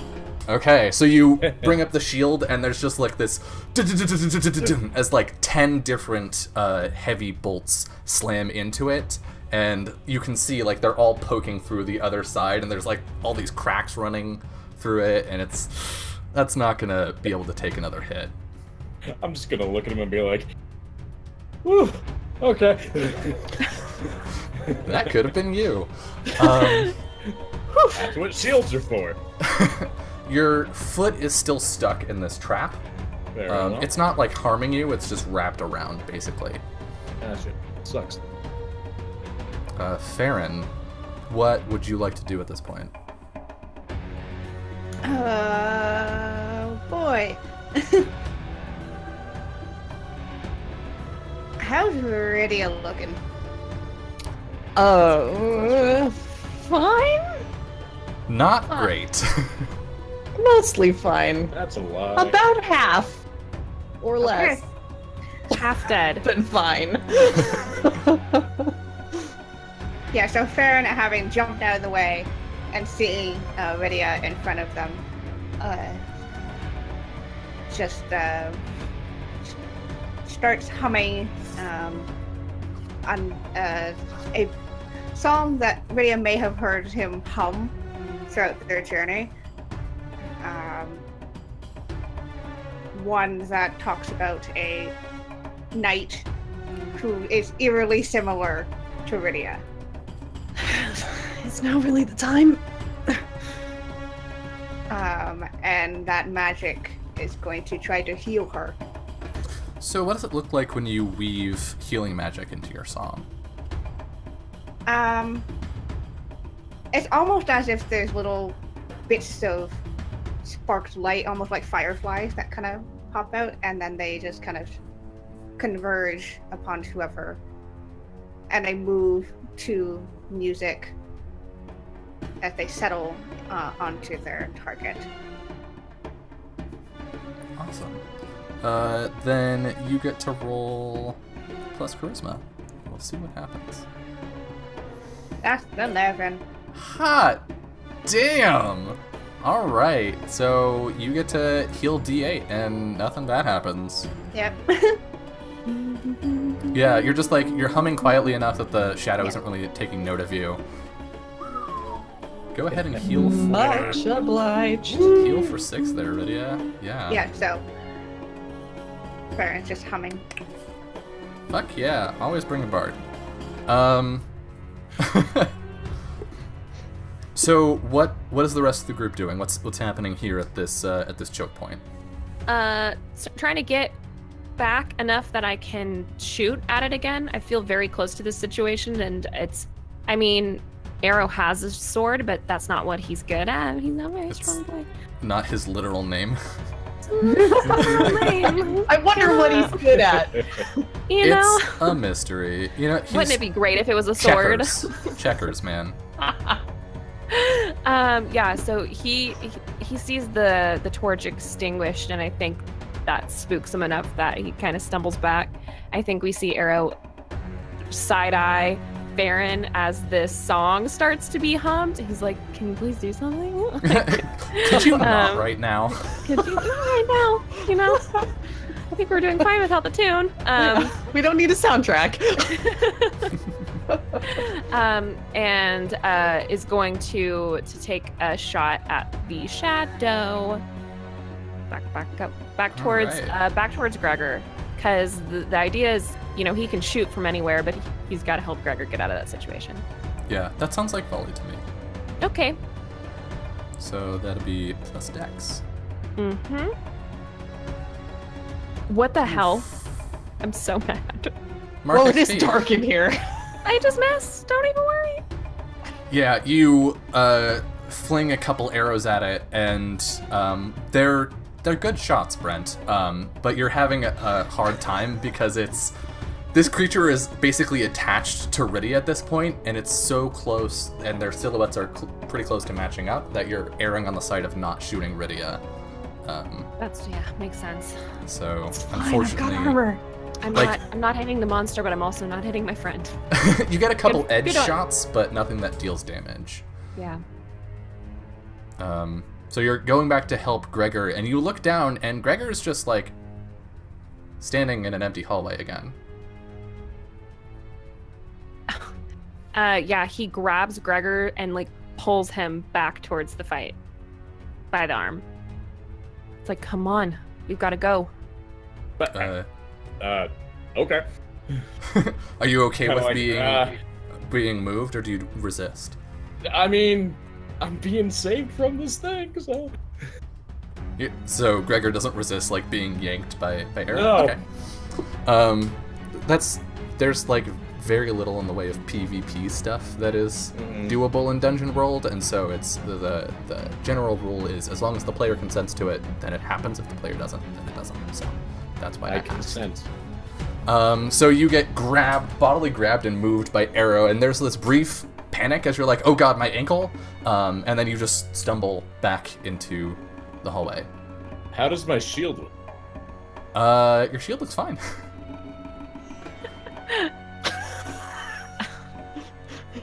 Definitely shouldn't have had Are that you all mushroom. right? Are you coming to help, or? We'll talk about this after, and I guess I'll just start heading into the fight now that I'm fine, I guess.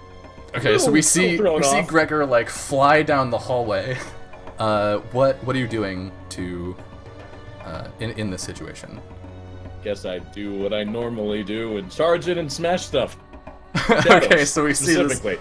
meteoric hammer fly toward its mark. Are you using a hack and slash? Yeah. All right. An 8. Okay, so you're opening yourself up to risk here.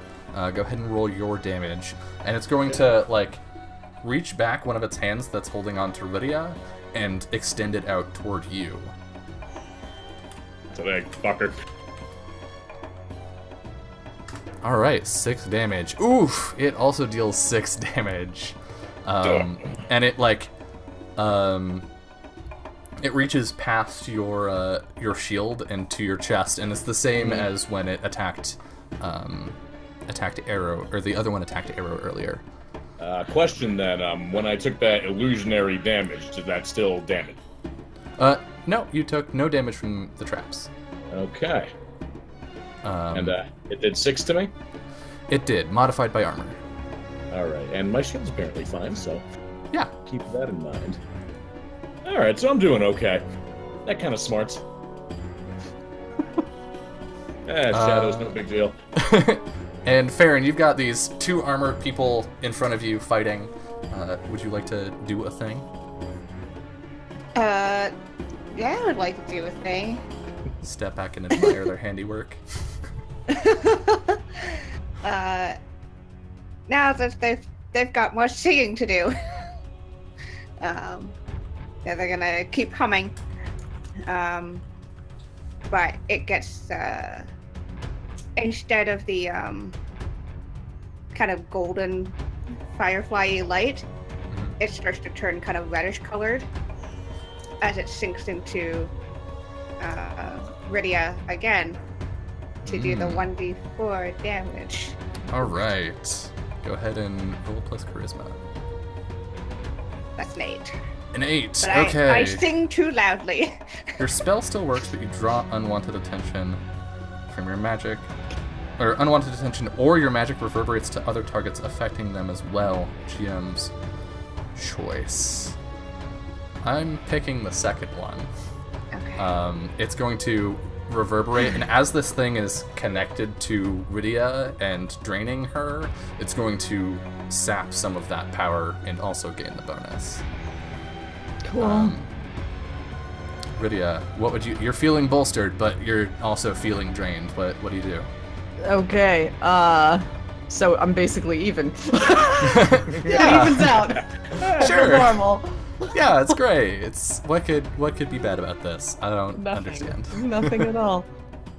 Well, we're in the dark, but it's hanging onto me, so I assume I know well enough where it is. To... Yeah, the light from the walls is still active. Okay.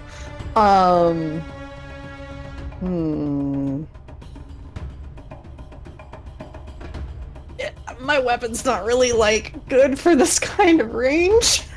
Yeah, how does it have the close tag? I don't believe it does. Sorry, friendos. I know how my shit works. No, it has Yeah. the reach and the two-handed tag, so I can't. Okay, yeah, I don't think you can Do use it that. effectively here. Nope. Well, You can try and get away. You can like pull back. sure. I'm gonna just kind of lead with my lance in hand to just kind of elbow the thing away from me and try to get out of reach. All right, so I think you are defying danger because the danger that you are defying is it hurting you more. Yep. So if we look at that's Spout Ward, that's Discern Realities. Why aren't they in alphabetical order? That would make too much Kobold. sense. I've been wondering that this entire time. I was like, who and why? I think it's Both of probably in these. order of the things you're most likely to do. That isn't how people search. I'm sorry. You can rearrange them. You I can must- reorder them. I must turn off my profession. Must you though, Jess? We love you. When you act despite an imminent threat, say how you deal with it and roll.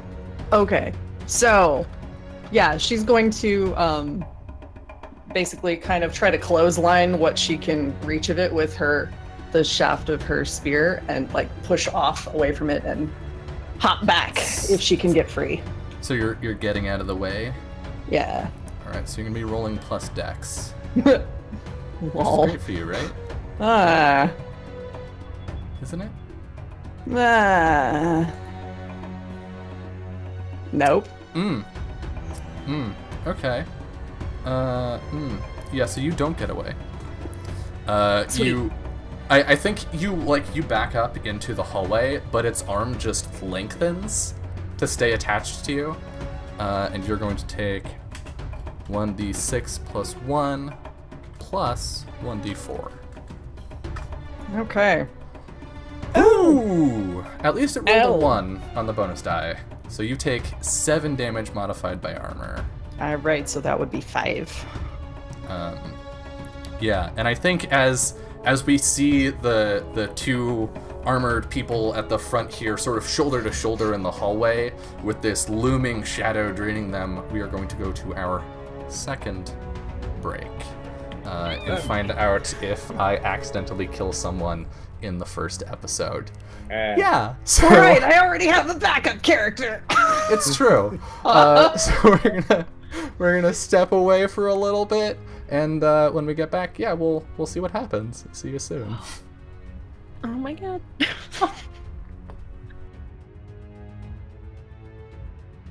And welcome back to Arrow is shooting at it. I'm shooting at it. Welcome to my please. show. Roll volley. Okay, Shoot at it. I will. 12. Hey, that's what I'm talking about. Yes! Spicy. Yeah, you deal your damage. Nothing goes wrong. Nothing goes bad. Go ahead and Yeah. that sweet 6 damage. All right, modified for armor. And yeah, now that Rydia has backed off, and Rydia, you're in reach range now.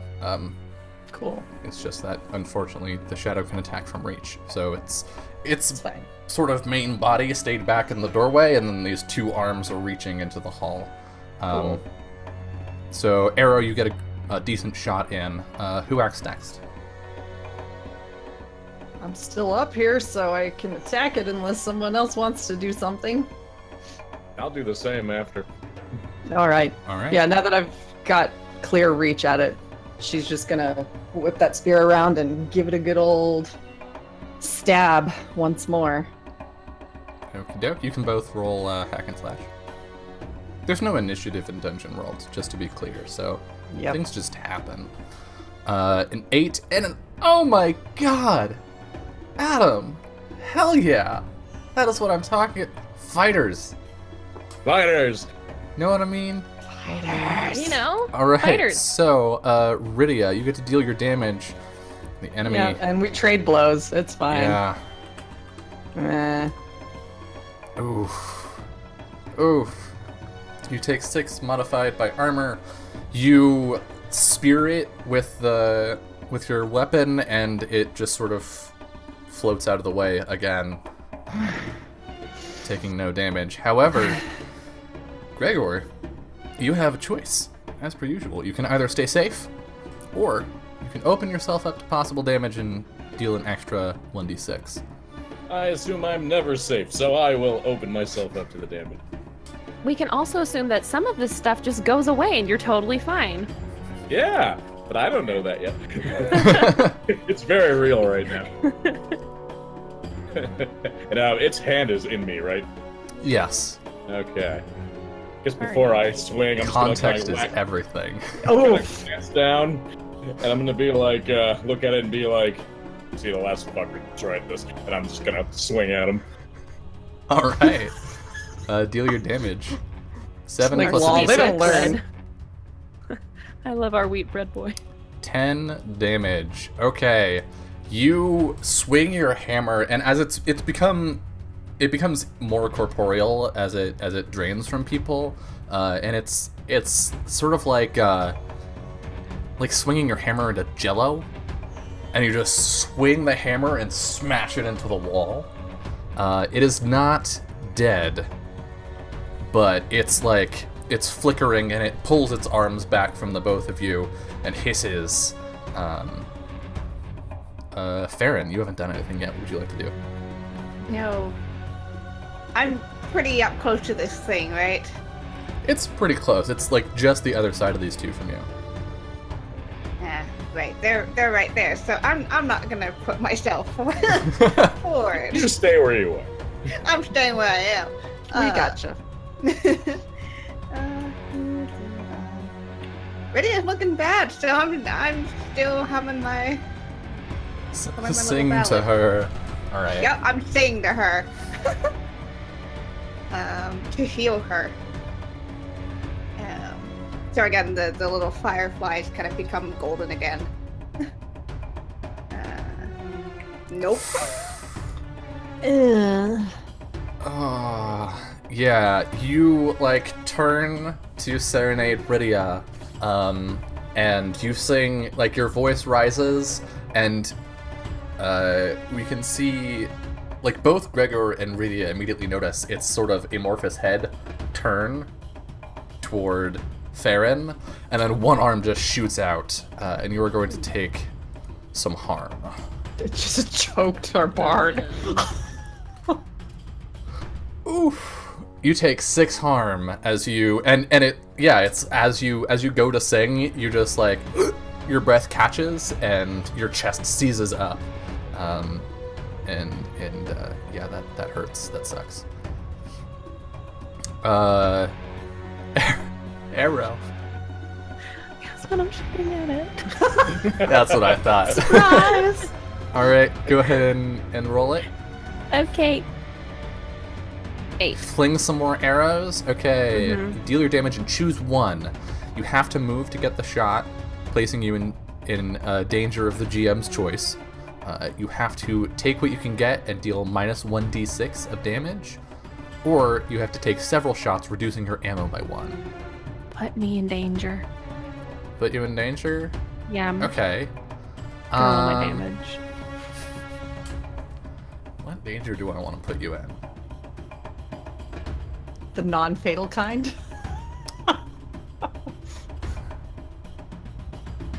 Alright, well, since I also have a consequence to spend from your earlier... actually, no, Arrow didn't get a consequence for that. Everybody else did. So, you shoot your arrow at the creature, and it flies true. Your arrow passes through it, and it begins to disperse.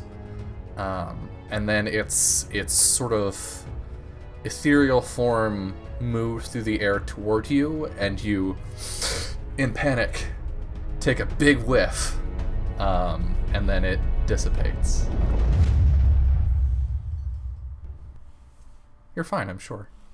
What do you mean, in panic, I take a big whiff? It's because you're I just love cold. that. It's the Love that shock. sentence. It's The shock of the cold. You just Arrow a inhale. really good Thanks. sentence.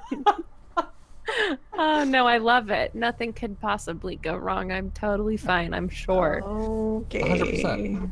I'm cold Okay. now. Am I cold boy now? Yeah. Cool. But it's So- gone. And I'm gonna give you -1 ongoing to dex rolls until you Okay. can eliminate the source of the shadows. Oh, okay.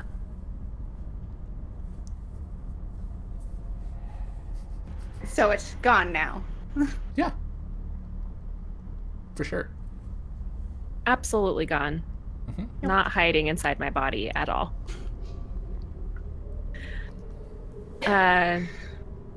Yeah, Arrow turns to group and just are you all right? We should make our way out of here. We can't keep taking hits like this. No. You see Farron kind of just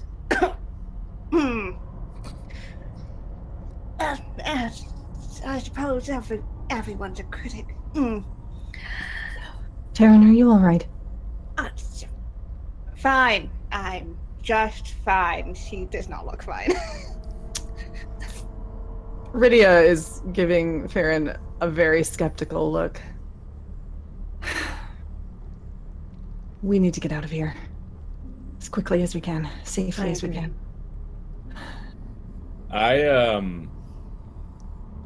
I think I'm seeing things that aren't here, guys. There are illusions around. Yeah, I've been getting attacked by like traps, stuff like that. Yes. All right. Which way? We still in that hall with all the rooms? Yeah, with the two sort of alcoves. Right. Well, how's everybody holding up right now? I'm all right. I mean, Right.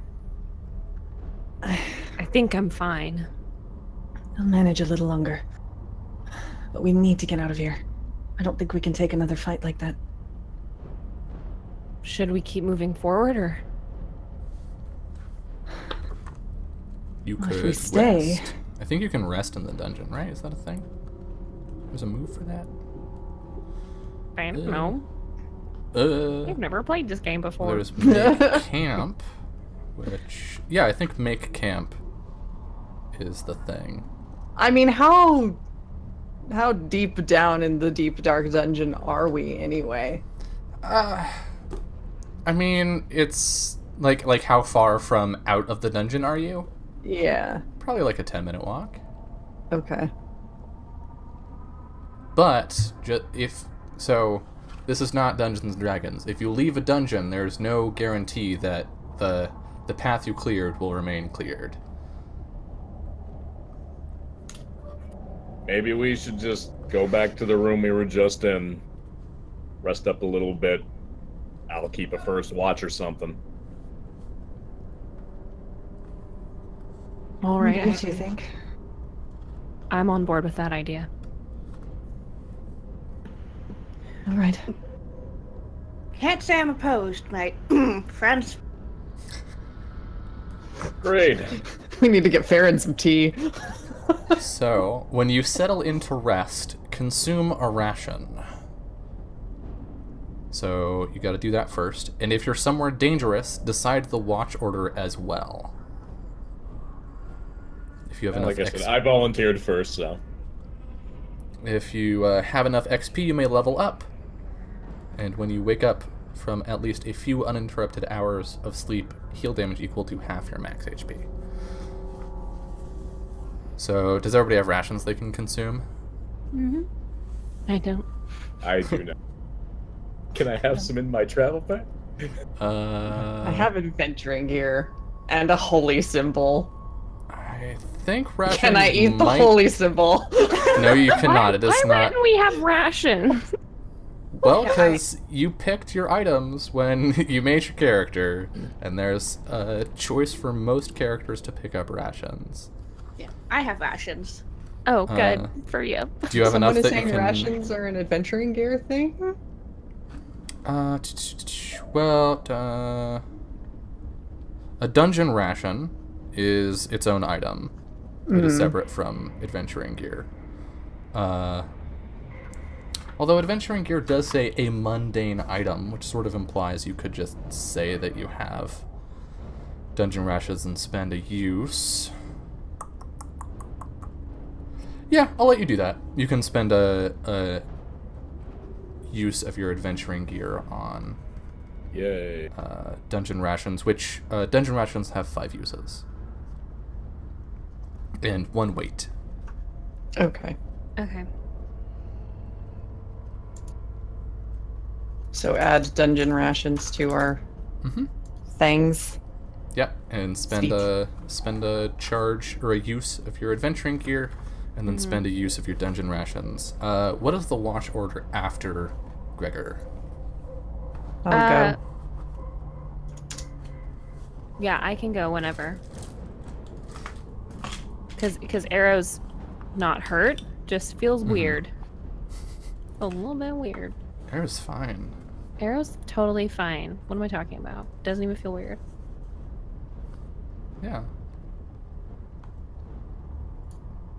Who wants second?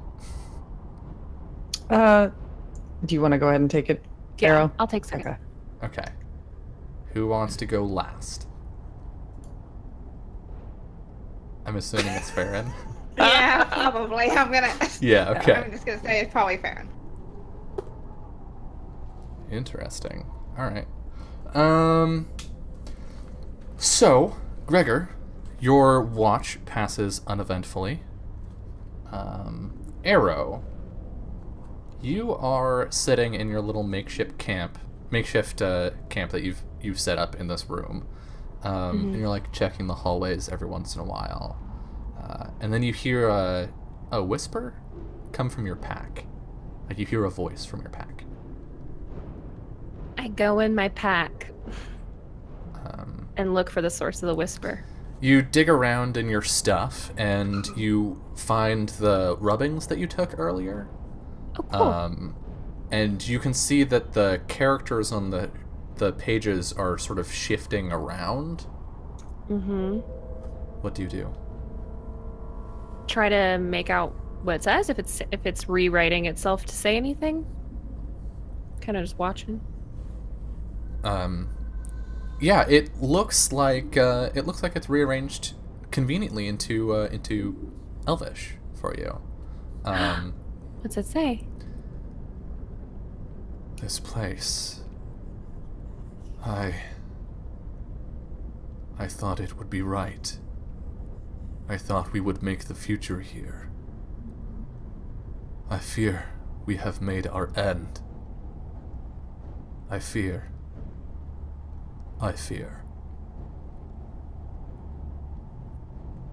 That's all. Oh, just... He just stares at it for a moment and then folds it up and puts it back into his bag. All right. right. Do you want this to have been at the beginning, middle, or end of your watch? I would say beginning. Okay. So you settle back in. A couple hours later, Rydia wakes up, has her watch. It's uneventful. But Farron, for your watch, I'm going to need you to roll plus wisdom. Oh boy.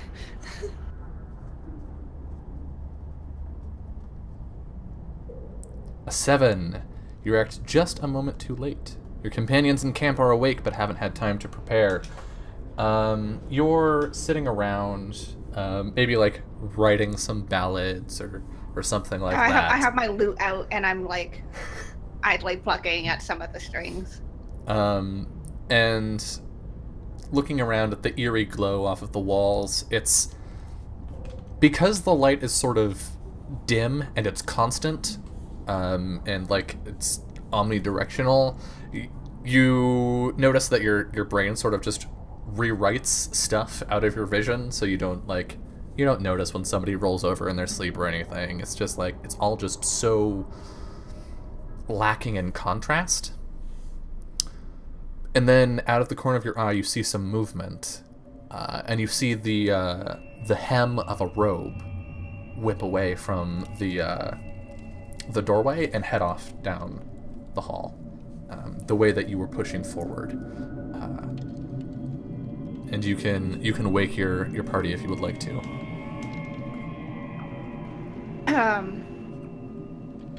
Right before that, just Farron just seeing this. Greetings? You hear the sound of footsteps running quickly away. And be like, I'm sorry to interrupt your rest, my dear friends, but there seems to be other guests with us down here. Alright. Y'all can wake up, and you have had a few uninterrupted hours of sleep, so feel free to heal damage equal to half of your maximum HP. Okay. I feel great still. Same. Do I still feel cold? Yeah. That's really, really great. Fun time. Yeah. He like sits up and rubs his eyes and looks over at Farron and says, I'm sorry, what did you say? It appears that we are not the only living or interestingly humanoid things down here. I just saw somebody, or assumably somebody, turn down the corner, running away. I heard footsteps. I tried to call out to them, see if they were a friend, and then they ran away. So I'm going to make the assumption that they are not a friend. That seems fair. And Rydia is on her feet with her spear in hand and making for the door. As I see Rydia go, Rydia. Pick up my stuff and kind of glance to the others, She's not waiting. like office glance, like ready. This is normal, everyone. This is normal. Farron is your The Office camera.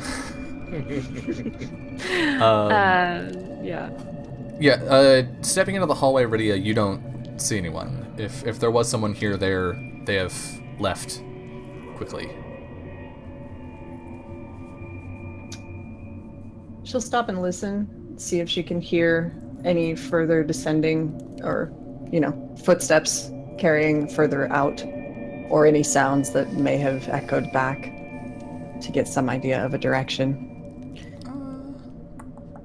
Go ahead and roll Discern Realities. Sure. 7. One question. Okay. What is about to happen? What is about to happen is the illusory trap at the end of the hallway is about to reset. Cool.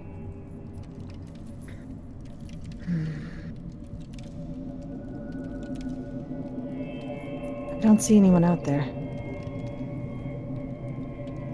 You sure you saw someone, Farron? Well, I saw out of the corner of my eye a bit of robe, I suppose you could say, just sit around the corner, and I definitely heard somebody running away.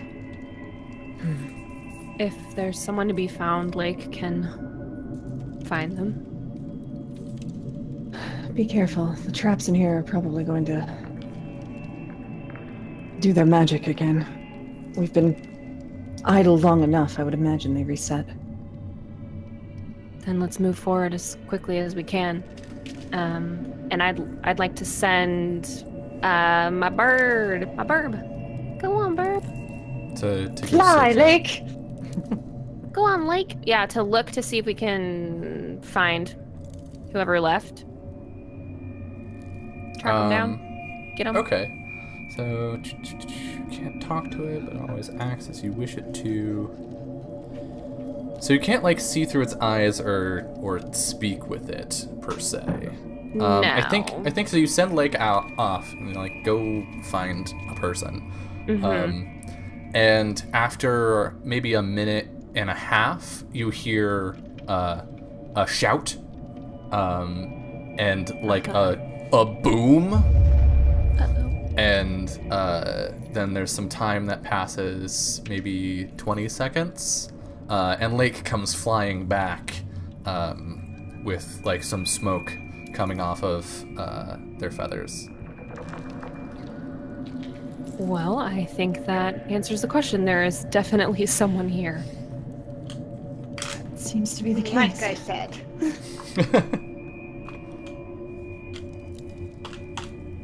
Well, those traps have done us a favor, perhaps. Unless there's someone that needs help. We should track them down. They were running away for a reason. Yes, let's go have a look. Is everyone all right? Let's do this. So you pressing on? Yep. You move on through the hallway, and again at the end of the hall, there's that clanking sound, and the ceiling begins to lower. But at this point, I think you've run into enough of these that you can tell that it's an illusion. It's not. It's like, fuck that noise. Yeah. Yeah. I'm not stopping for you. And it ripples and disappears. Pressing on, you round 2 more corners, and the hallway splits off. So there's a passageway off to your left. The hallway continues on forward. Which Is there direction- smoke coming from any particular direction? There is not. Does Lake seem to go any way in particular? I would want them to go toward the source of the smoke. Right. So, correct me if I'm wrong, but it sounds to me almost like you're trying to follow a trail of clues left behind by a passing creature. Yes. Awesome. Then I would like you to roll. I do that. I would like you to roll plus wisdom. Okay, using my hunt and track. Mm-hmm. Okay. All right. Okay, so you can follow the creature's trail. That's no problem. But on a 10+, you get to choose one. Gain a useful bit of information about your query. The GM will tell you what, or determine what caused the trail to end. Yeah, that first one. This is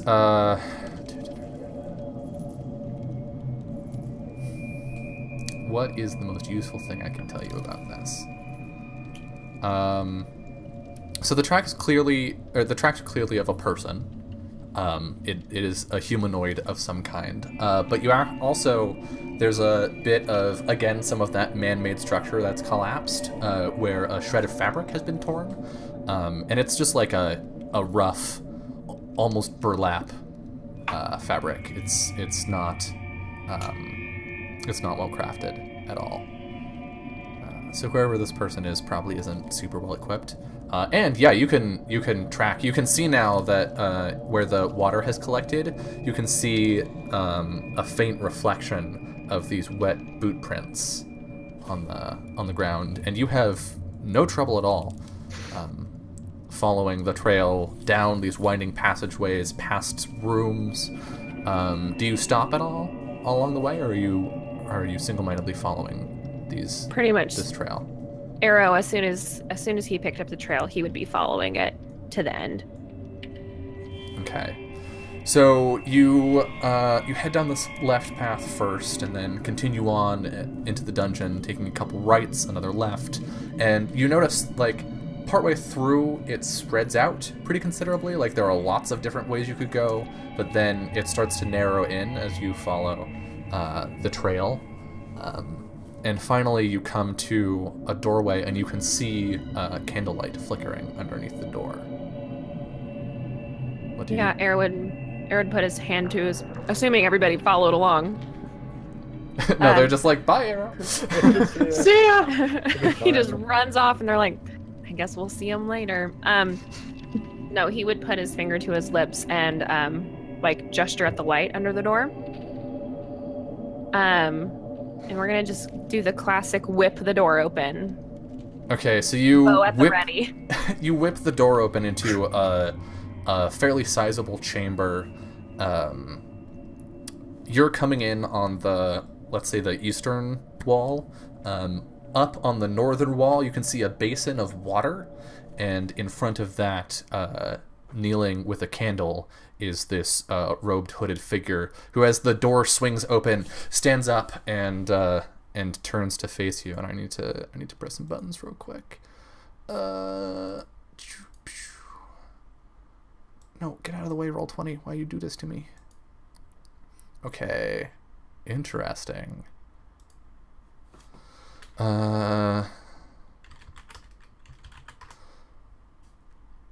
So you see a young elvish man who stands up in panic, his hood falling off. Wait, please. Don't move. Who are you? Better start talking, pal. I am Barathon Talendron. Please, just go. It's not safe here. We're aware of that. What are you doing here? I am exploring. I'm curious about places such as these. Eldrin ruins? To what end? I have an interest in Kalimba's history. The Eldrin clearly played a large part in that. And you can see now, looking a bit closer, and as the candlelight illuminates, and the lights from the walls illuminate his face, that he's maybe 15? Now, my dear friends, I believe you're frightening our new friend here. I apologize for the brashness. We are, as you assume, quite on edge of the dangers down here. We're exploring down here as well. So, fellow companions, in a sense. Did you come alone here? Yes, I did. If you came alone, you're either stronger than you look or you're a fool. Which is it?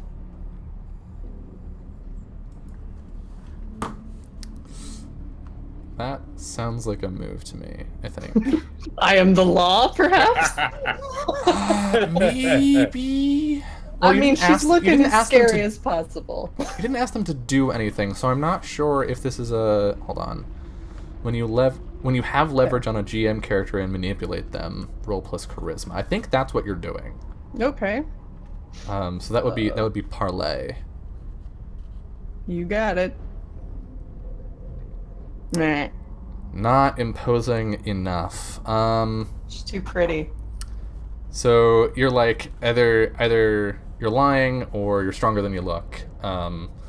And he looks at you, and you can see panic enter his eyes. I assure you, I am nothing. I am of no concern. I've been in the in ruins like this before, and I know what to look out for. The illusions and the dark spirits. If you just avoid them, well. She's not saying anything. She's just looking at him Mhm. icily with the spear held aloft, waiting. Farron Um, definitely steps forward. Just like, now, dear Rydia. You're frightening him. That's the whole point. And she, he turns back to, Varathian. I do apologize. Really, we're just exploring these as well. We are quite new to these illusionary traps and these strange shadow spirits. Of course, we're just exploring here as well. So, if you are like myself and my companions here and just exploring as well, I'm sure we could help one another rather than getting off to the wrong foot.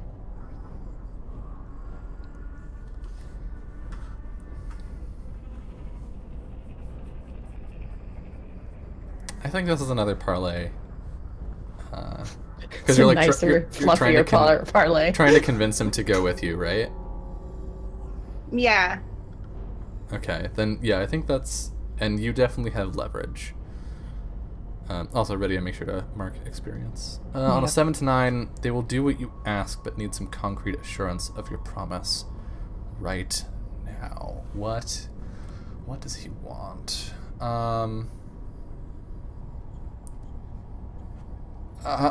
I would gladly help if you'll only sheath your weapons.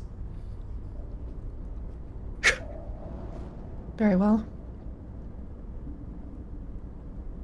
I don't know if Vera's gonna do it. He doesn't trust him. Gregor will very casually lower his shield and hammer. No sheath here. Come now, dear Arrow.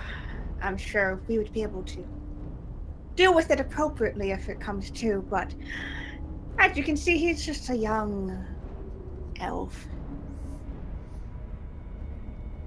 He means no harm, clearly.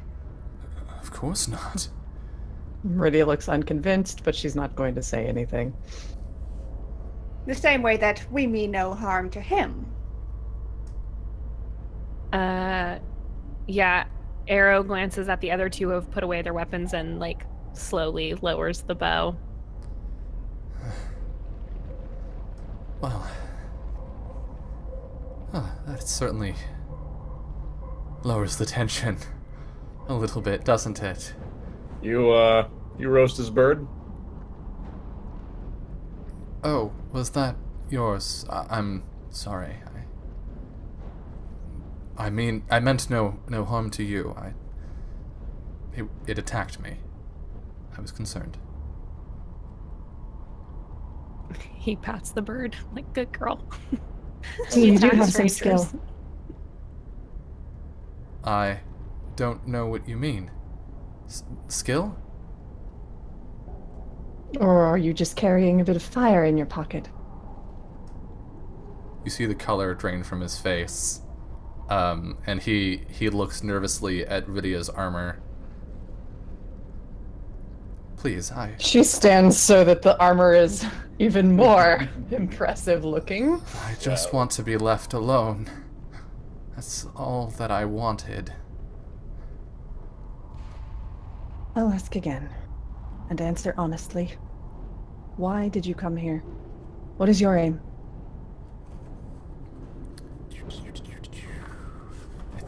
I think now you might be, this might be I am the law.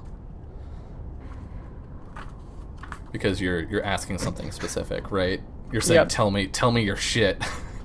Tell me your shit. Also, please behold my fancy armor of the church. Yeah, when you give an NPC an order based on your divine authority, yeah, that sounds about right. Lol. Watch me Let's fail. See, hey, experience, yo. Okay, on a 7+, they choose 1. Well, they were already gonna then. do it. He was already gonna do it anyway. He's going to attack you. Cool. You see blue fire immediately spring into his hands and fly across the room toward you. All right. And I need to open a character sheet. Let me see. He's going to deal harm to you. So fire is flying at you. What do you do? Stand my ground, really, because I don't want it to hit anybody else, so I'm gonna You're defend just gonna them. take it? Alright. Yup. Then defy danger with Constitution. You got it.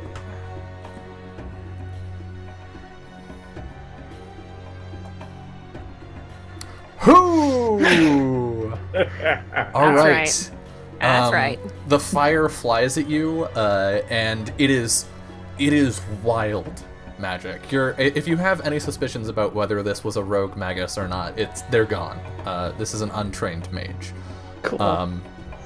And you stand there, and as the fire approaches you, this sort of divine energy emanates from you and dissipates the fire around you. And I think from his view, we see this like explosion of blue fire around you, and then as the smoke clears, we just see Rydia standing there unharmed. Yep. And now the spear is leveled at him once more. He is across the room from you. What would the rest of you like to do?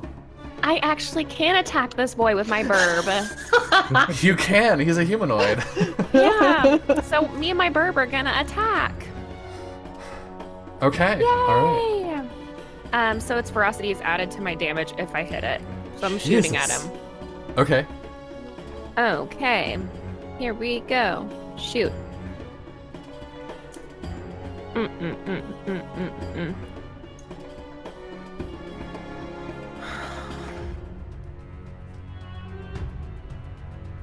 Yeah, I guess I'll be in danger Oh, a again. volley. Okay. Yeah. Ooh. Okay. So you're gonna put yourself in a danger of my choice. And do Yeah. your damage as normal. And do my full damage. So this will be the damage plus 3. Ooh. Oh, thank God, because that Okay. was nothing. So your Great arrow job, Arrow, you flies. Stork.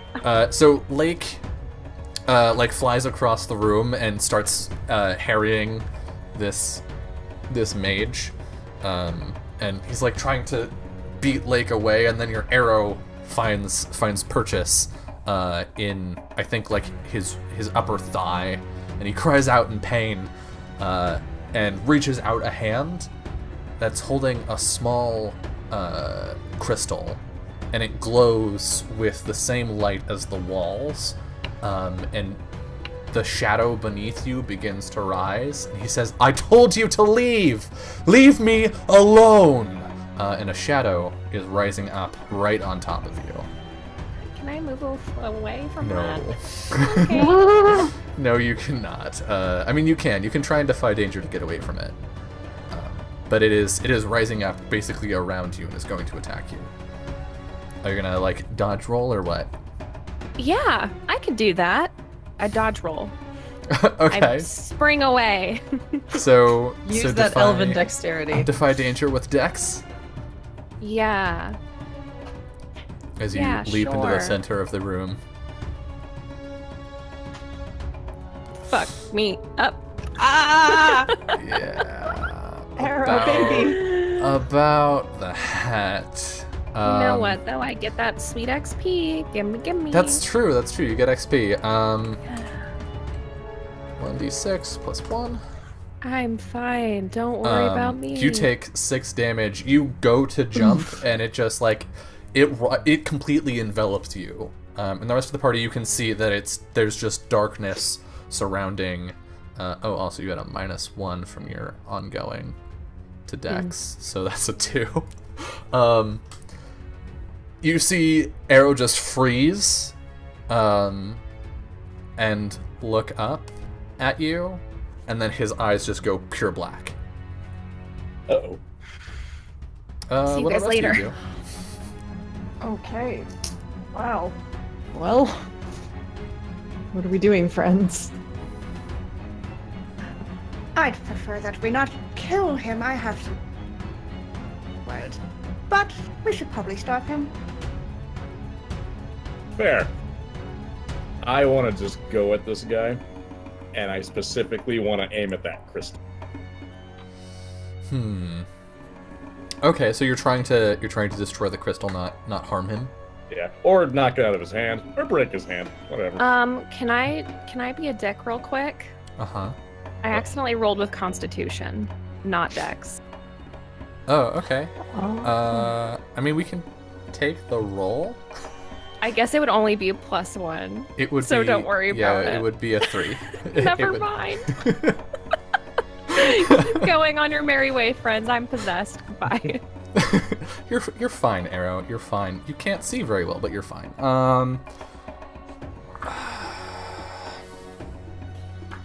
I think this is a defy danger. Because the danger is more fire, right? It's gonna attack you with fire as you run up to him or as you swing at him, All right. at any point during that. And you're not really offering damage back to him. So, he's gonna throw some magical fire at you. Okay. How are you going to avoid that and strike out? I guess as I'm charging at him, I'll just raise my shield and hope I manage to deflect push. and keep it up. Push on through. Yeah. I think that's with strength then, All right. because you're can live with it. muscling your way through. You're not just standing, right? Gotcha. All right, here we go. Jesus. You're fine. There's another Okay. explosion against your shield as this fire wraps around and scorches the ground behind you. And as you come out of the cloud, you swing with your hammer, and the crystal goes flying across the room. And yeah, fantastic. You're now face to face with this Punch with him this in the rogue dick. magus. Yeah, I'm just glaring at this kid. I didn't mean anything. He stumbles back against the basin of water, and reaches out a hand toward you, and he grows taller and older, and you see a man that is familiar to you. You see your adoptive father. He says, "Gregor, what do you think you're doing? Father? How dare you raise your hand to me, boy?" I'm really confused. I didn't mean it. I was like, Craig is just having a really hard time processing this right now. Meanwhile, Theron, looking across the room, you can see Gregor stammering, and this magus he looks the same as he did before, but you are hearing that half of the conversation just coming from this young elf. Gregor, I believe you are being tricked. Whatever you see right now is not what's truly there. Gregor, you everything behind you just sounds like it's coming from underwater somewhere. I don't even acknowledge Yeah. it then. Father, what are you doing here? My affairs are none of your concern, Gregor.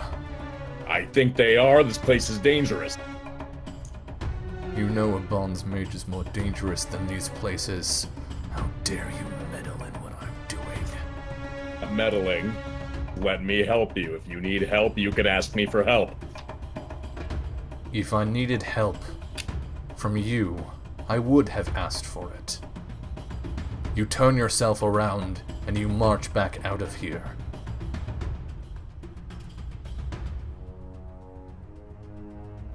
Very, very well then. Do I feel like I'm being magically compelled, or You're not getting any impression of that at all. oh, in that case it'd be no, absolutely not. Tell me what you're doing here. What's going on? Okay, Rydia, what are you doing during this? After seeing whatever the fuck happened to Arrow, she ran over to him to make sure he's okay. Yeah, Arrow is his eyes are all black and his head is tilted back as this creature just sort of drains Ooh. from him. All right, I'm gonna stab it a lot. All right. I'm go gonna ahead stab and- the darkness. Yeah, go ahead and I think that's hack and slash. Arrow. Let's see what happens. Don't hurt my elf. All Don't right. hurt that boy. Everybody's good at this. But You've got some options. You can avoid their attack, or at your option, you may choose to do an additional 1d6 of damage. I don't give a shit about being in danger. I'm going to That's use not all my bad. damages. Yeah. All right. Go ahead and roll plus 1d6. Okay. Doop-a-doop-a-doop. There's that. Oof. All right, and the d6.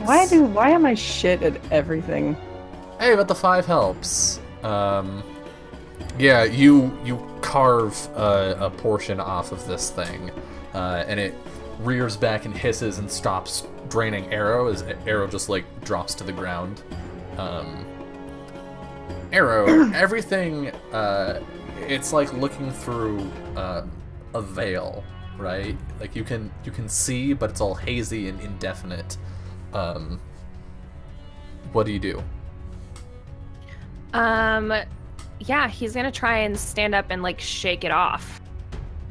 Like kind of like trying to clear his yeah, just be like, I'm fine. Shake, Don't shake, worry shake. about me, everybody. This was I just tripped. No. yeah, he's gonna try and get rid of it. Goodbye. Get out of me, Okay. you spirit. I want you to...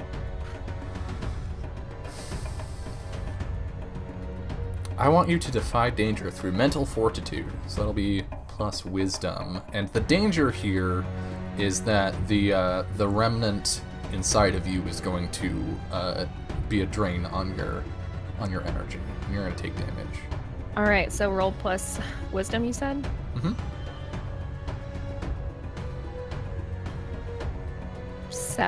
7. Okay. So, hesitate or flinch. The GM will offer you a worse outcome, hard bargain, or ugly choice. Okay. I'm going to give you a choice here. You can let the dark fire of this creature burn through you and take damage, or you can release it from your body and it will recorporealize as another enemy. I'll take damage. Alright. Don't hurt me. I'm gonna hurt you. Take Not that 3. bad. Modified by armor. Which is 0. Nice! You have 3 I'm gonna armor? hurt you, but not really. No, I have 0 armor. Oh, okay. Never You mind. goof. You have 3 armor? No. That's a lot. I was gonna say that's Simply like no. more than me. All right, take 3 damage. I did.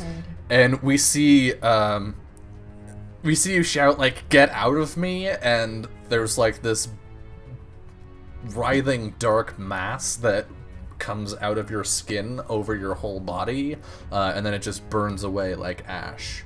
And as you blink away the darkness from your eyes, you can see this enormous shadow looming over yourself and Rydia. You see Farron sort of off to the side, looking a little indecisive, and you see Gregor just talking to the Magus, and that is where we're going to go to our final break for the night. No! So, we're There's gonna so step many away. options to shoot! We're gonna step away, and when we come back, we'll find out maybe what is going on. We'll see. We'll stab We'll the see. Magus some more. Or Fine. we'll stab some things. So yeah, we'll be back in just a little bit. Don't go anywhere. Face your darkest Dad? fear. My dad. Your dad. Hello, Maybe welcome it's back. Welcome back to the final hour of episode 1 of From Dust.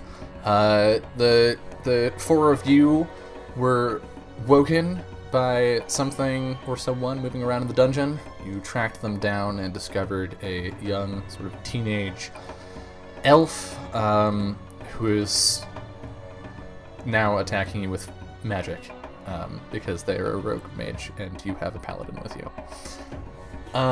So, Sorry.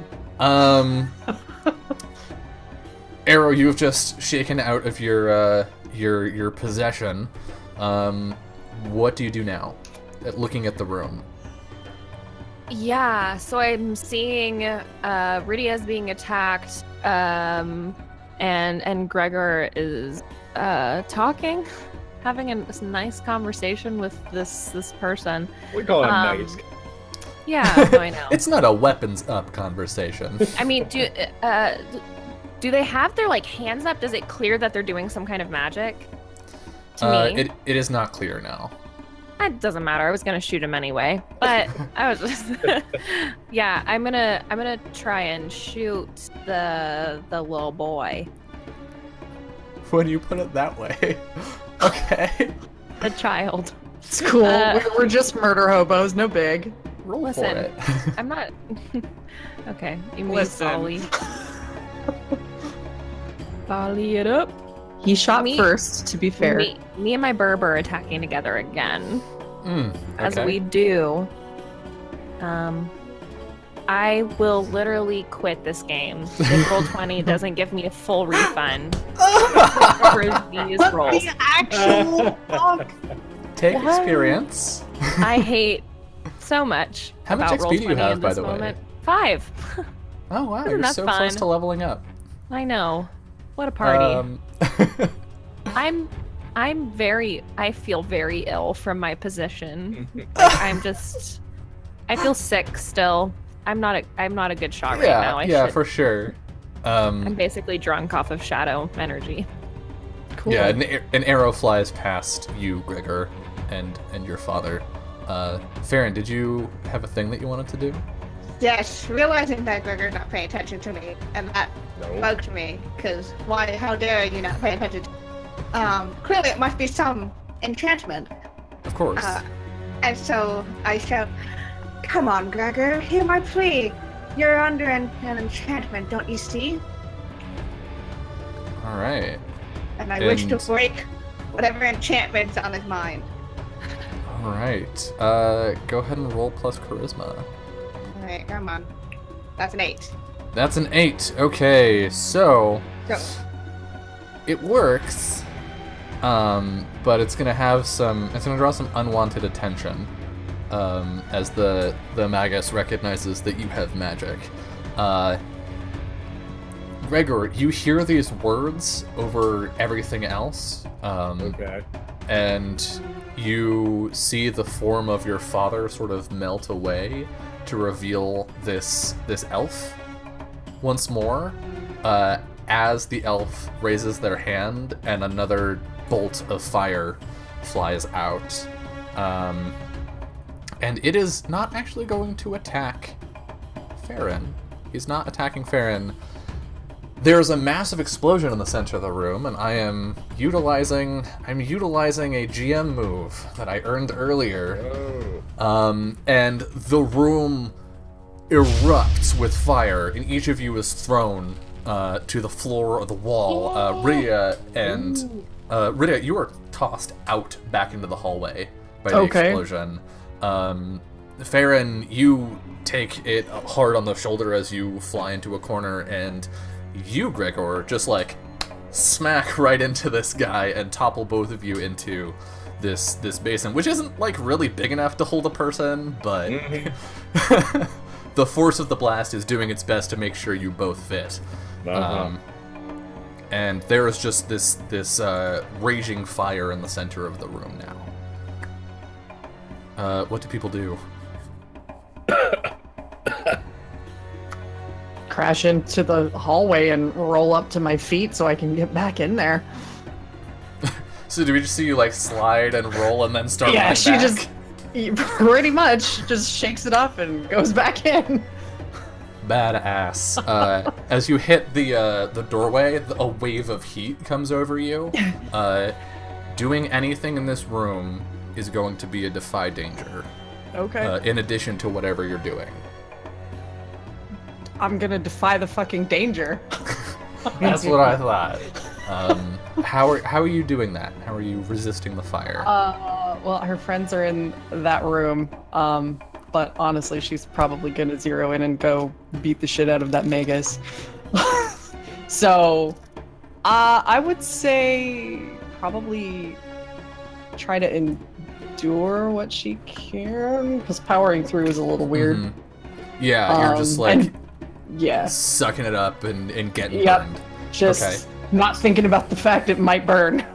All right, sounds good. And God's help me, please. Protect me from the fire on my way in. Good luck. So here goes. So con. Yeah. A 9. Okay, so you, let's see. GM will offer you a worse outcome, a hard bargain, or an ugly choice. You stumble, hesitate, or flinch. Yeah, I'm gonna give you a choice. You can push through to sort of the center of the room, like over by where Arrow still is. But you will take damage, or you can hold off and wait for the fire to cool down a bit. I'll take the damage. Okay, let me... I am so sorry for what I'm about to do to you. You take 9 damage and it ignores armor. Okay. As like, and you, Arrow, looking out, you're like surrounded by this firestorm of blue flame, and you just see Rydia, like her hair flapping behind her, singeing at the edges, and her armor starts to like glow red hot as she just walks through it, and gets to you. Okay, who's next? I'll go. So am I like on top of this guy or? Yeah. All right. Kind of like shaking a bit from like all the shit that just went down. Like Gregor's gonna shake it off, and once he like realizes what happened, and once he realizes he's looking at the kid, he's just gonna turn cold, and he's gonna be like, "How dare you use my father against me?" And something's keeping him from killing this kid, but he is just going to wrap his hands around his throat and start throttling this kid. Well then. Right. Doesn't want to kill him, but he wants to hurt him. All right. Roll hack and slash. You're not using your weapon. No, so Okay. like, whatever dice you want me to roll for this. You still roll hack and slash. You just don't get all the bonuses from your Okay, your I weapon. see. And you're in close, so I think hands count as close. Gotcha. One would assume so. Oh man. Ooh. With the water splashing over the two of you, he just slips out of your grasp and rolls away and backs up into the corner, holding up a hand. You are going to take damage because that's Okay. a hack and slash. So like backs up into the corner and throws a gout of flame at you. 1d8 plus 2. It's 8 damage and it ignores armor. All right. Ow. As this fire just like claws hungrily through your armor and scorches your skin.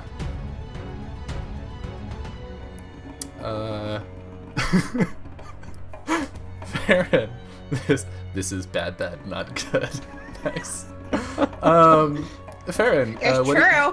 what do you do? You're in like the opposite corner of the room from the Magus.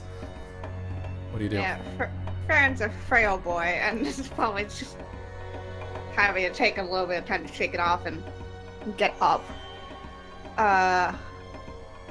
Okay, so Ah, Gregor. I should have had Gregor roll Defy Danger, but I'm not gonna retcon it. I'm just saying this out loud so we all remember. Mostly so I remember. So Gregor and the mage are in one part of the room, Mm-hmm. and Rydia and Arrow are in another. They're in the sort of like the center of the room still. Okay, The shadow is gone. good. The shadow Fire. got taken out by the fire. I noticed that Rydia is kind of just real hot there. Yep. That is accurate. That is accurate in many ways. What else is new?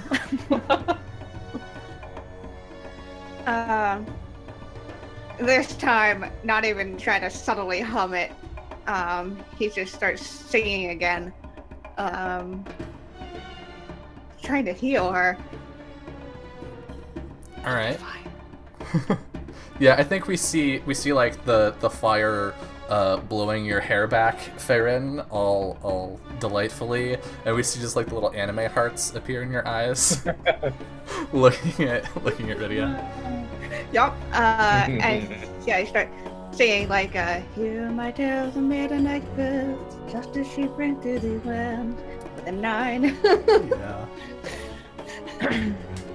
Everything's a difficult choice. Yeah. So you heal her for a D8, but your singing reminds the Magus that you're there. Jesus, you heal her for 8. Okay. Reminds the Magus that you're there. He says, "How are you still here?" And he just flings fire at you. So you need to roll Defy Danger, Okay. regardless for acting in the room. Okay. So how are you resisting the fire? I would like to roll out of the way. Okay, so you're like just trying to get out of the room. Yes. Okay. Yeah. Try attention. Nope. Okay, so you're gonna take. Oh God, you're squishy. I'm a squishy bird. You are. You take. Hey, you only take 3 damage, but the fire wells up in front of you, and you like can't quite get away. And now another fireball is gonna fly at you. You can you can choose to defy danger, or if you have another move that would apply, you can use that instead. Now I'm gonna defy danger, and as this another fireball comes, Panda shouts, "It's hard to leave when you keep trying to hit me with fire." That's pretty good. It's true. Yeah, it's 7. really hard to leave when you're just shooting at us. Okay. I'm gonna give you a worse outcome. You're gonna get out of the room, so you're not gonna face further damage, but you are gonna take damage this time. Okay. It's 2. Oh my God! You just have a second skin, I guess. What's happening? You jump for the doorway as the explosion goes off behind you, and you're sent into the hallway. And most of the damage is you just like getting bruised. Yeah, the red sleeve bullshit that is their outfit is a little on fire. Stop, drop, and roll, baby.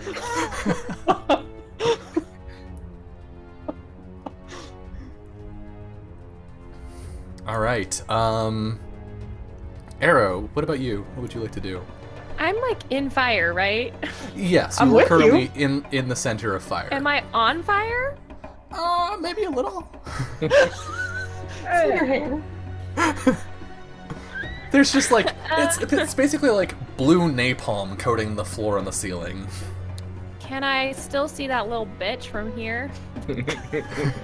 Yes, you can see the Magus. Yeah. What was his name? I forgot.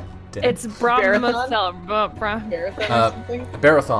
Yeah. Marathon. Barathon. Marathon the Dead. I'm shooting at him. Okay. I'll stay on fire, as I do. Okay. So roll defy danger, and it sounds like you're enduring. Yeah. That's with con. Okay. Lord, please. With on a 7. Okay, offer you a worse outcome, a hard bargain, or an ugly choice. I'm gonna offer you a worse outcome here, and that is Lake is gonna have to fly out of the room. Bye, baby. See you later. Yeah. Yeah. And you will avoid damage, but Lake is out. Can't attack with Lake my has a sweet piece angel. out. Yeah, that's fine. So I'm gonna shoot at him. Okay. Volley. Mhm. 10. Is that? That hit. Deal your damage. Yeah. That's good. Oh my! Are you? Wait. What the fuck? What's Wait. happening? Wait. That can't be right. Gregor's just gonna be like, shoot him, Arrow! You can re-roll that damage. It's a human trait. Hey, that's true. If I roll another one, I swan to God. I hate It's not a 1, Summer. It's not a Damage 1. is double what you first rolled.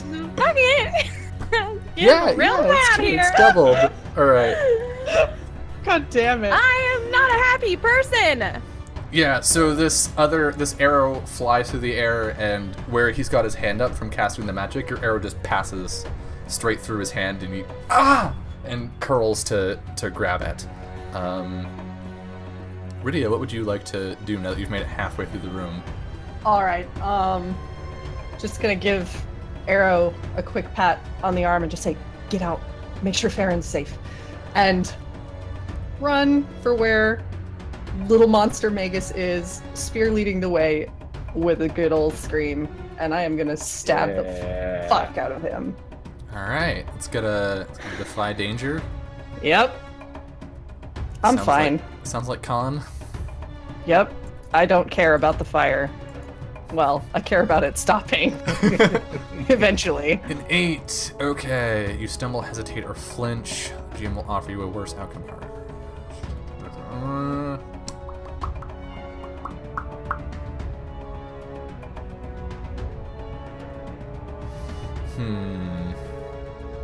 Worst outcome. Hard bargain or ugly choice. I like the choices more. Sure. I think what I'm gonna do here is the choices you can push through, but your armor can only take so much. If you Okay. push through, your armor is going to be damaged and is going to Okay. need repair. Sure. Okay. So yeah, she's gonna run on in, parkour off of whatever is readily available, a bit of The- wall or The something. basin, yeah. Yeah, the basin, and just come down. All Spear right. first. Roll roll your hack and slash. He's gonna Nah. like raise his injured hand and his damaged hand, and you fly through the air, do like a flip, and then there's this blast between the two of you that throws you back, sliding across the floor, and you are going to take how much damage? 8 plus 2, ignoring armor, 5. Okay. And there's like some sparks fly off of your boots as you slide across the ground. Gregor. All right. Seeing this guy is really screwing up my group here. I pick my hammer back up, and any of that mercy that I had previously is gone now. And I'm just gonna say, you brought this yourself, kid, and I am just going to, like, two-hand heave my hammer down onto him. All right. Sorry, Farron, he might survive this.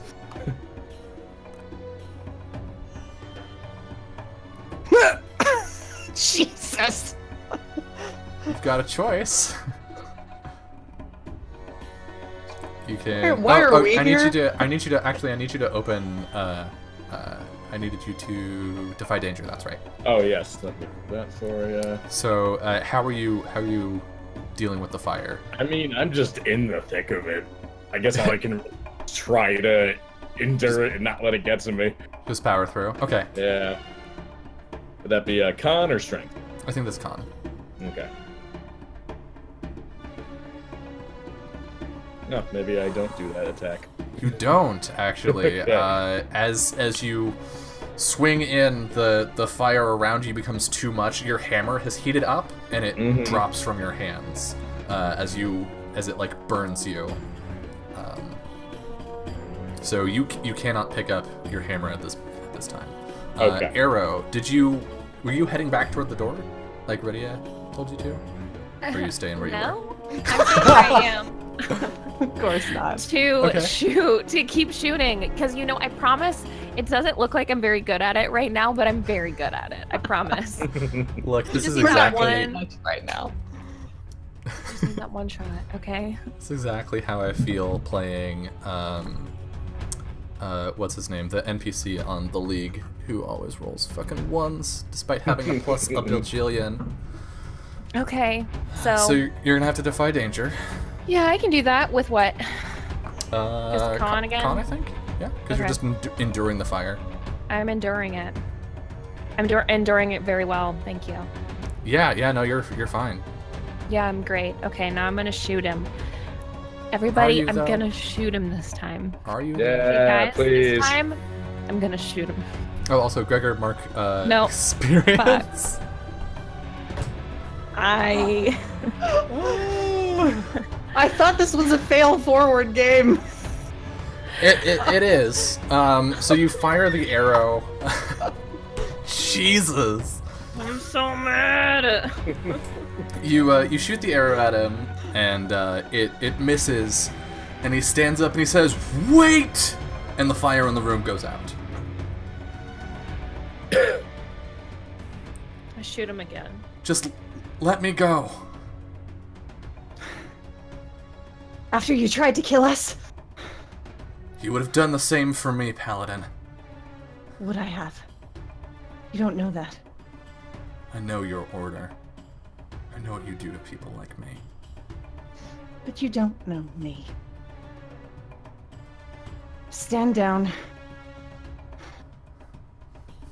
You have one more chance to talk. Farron's gonna poke their head in. Yeah. Hallway. Can I There's- shoot him again? There's like a pool of blood at his feet that's still boiling from the residual heat. If you wanted to shoot him, yeah, you can shoot him right now. I want to shoot him right now. Okay. Okay, I'm going to. All right. You get to choose. Thank you, Mako. Sure. I will. I'll just be in danger, per usual. That's what I'm talking about. Yeah. Now that the threat is kind of past. Mm-hmm. Please, I was only. And an arrow just like his throat sprouts feathers.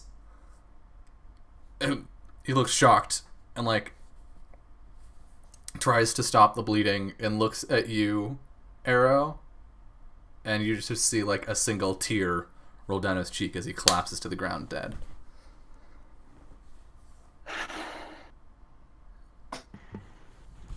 Was that really necessary before I got information? Oh, right.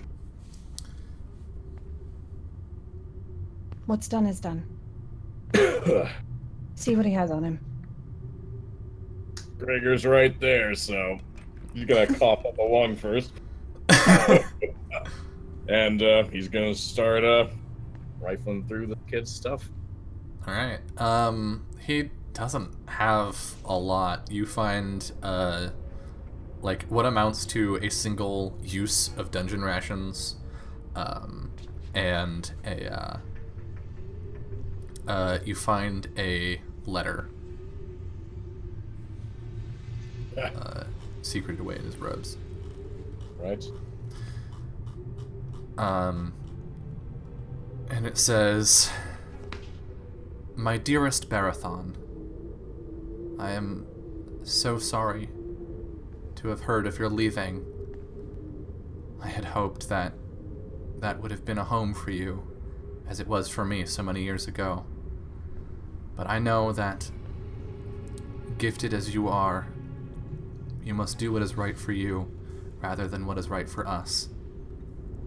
If, at some point, you feel that it is safe for you, my door will always remain open. Your love, Darnell Laurel." Darnell Laurel. Guy had a sweetheart.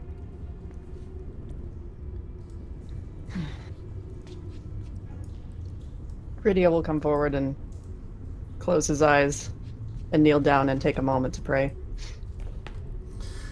You know, Rydia, that the church will pay for information leading to rogue magi or people in collusion with rogue magi. So that is a thing that Rydia knows. Whether she shares up with the party or not is up to her. Okay. Whew. Okay, so you're praying to your god. Are you trying to get anything, or are you just doing like last rites kind of thing? Just last rites for him. Okay. When that's done, Gregor, burn that letter. Why? Just do it, please. All right. Gregor's pretty confident he committed it to memory. And is there still fire in the room? It may be a little bit in like a corner somewhere. All right. Well, kind of give a nod and kind of look between them all. Stick it in there. All right. Yeah, it burns just as well as any other paper.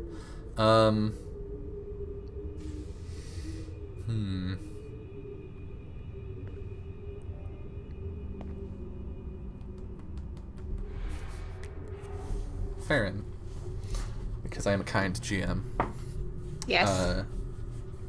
You came into this dungeon for a reason.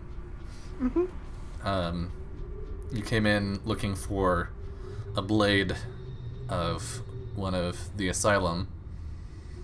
And you see now, leaning up against a wall, a scythe. It's not a sword, but there is a scythe some 6 feet long with a blade about 3 feet in a strange sort of greenish-gray color. Farron will waltz up to it. And if you would like to ask me a question about it, I would Yes. gladly answer. Knowing what I know of heroes,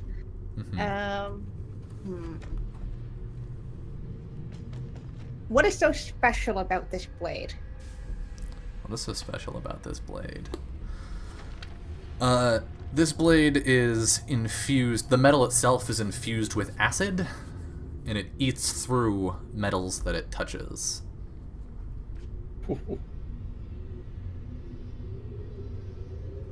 Farron definitely cracks a grin. Well, it seems that our delve into this dread dungeons is not for naught. I Found our quarry here.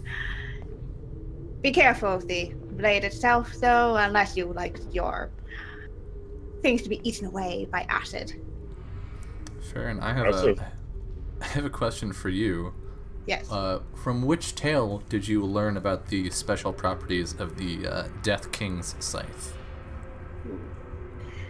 There's a tale, not created by Farron, but of another wandering bard that obviously, you share stories and pick them up. This scythe features in a tale of the asylum venturing to defeat these dread undead armies. And the only thing that could defeat them was this acidic property of this blade that managed to melt them down into nothing but bones. Nice.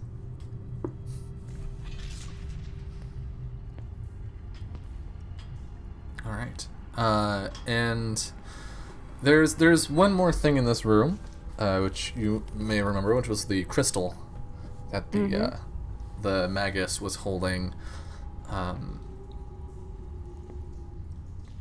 Rydia, I would like you to spout lore for me. Okay. About the Sure. about this crystal, because I feel like there's a chance you know what it is. Yeah. Okay. So the crystal is an Eldrin artifact. They're called Know stones, Know. and they are repositories typically of Eldrin knowledge and power. They are quite dangerous, and they activate on touch. Cool. So she'll take a look at this and hold it carefully aloft in the gloved hand. A no stone. This is an ancient Eldrin artifact. I don't know if he found it in here or where else he may have gotten it, but they're extremely dangerous and extremely powerful.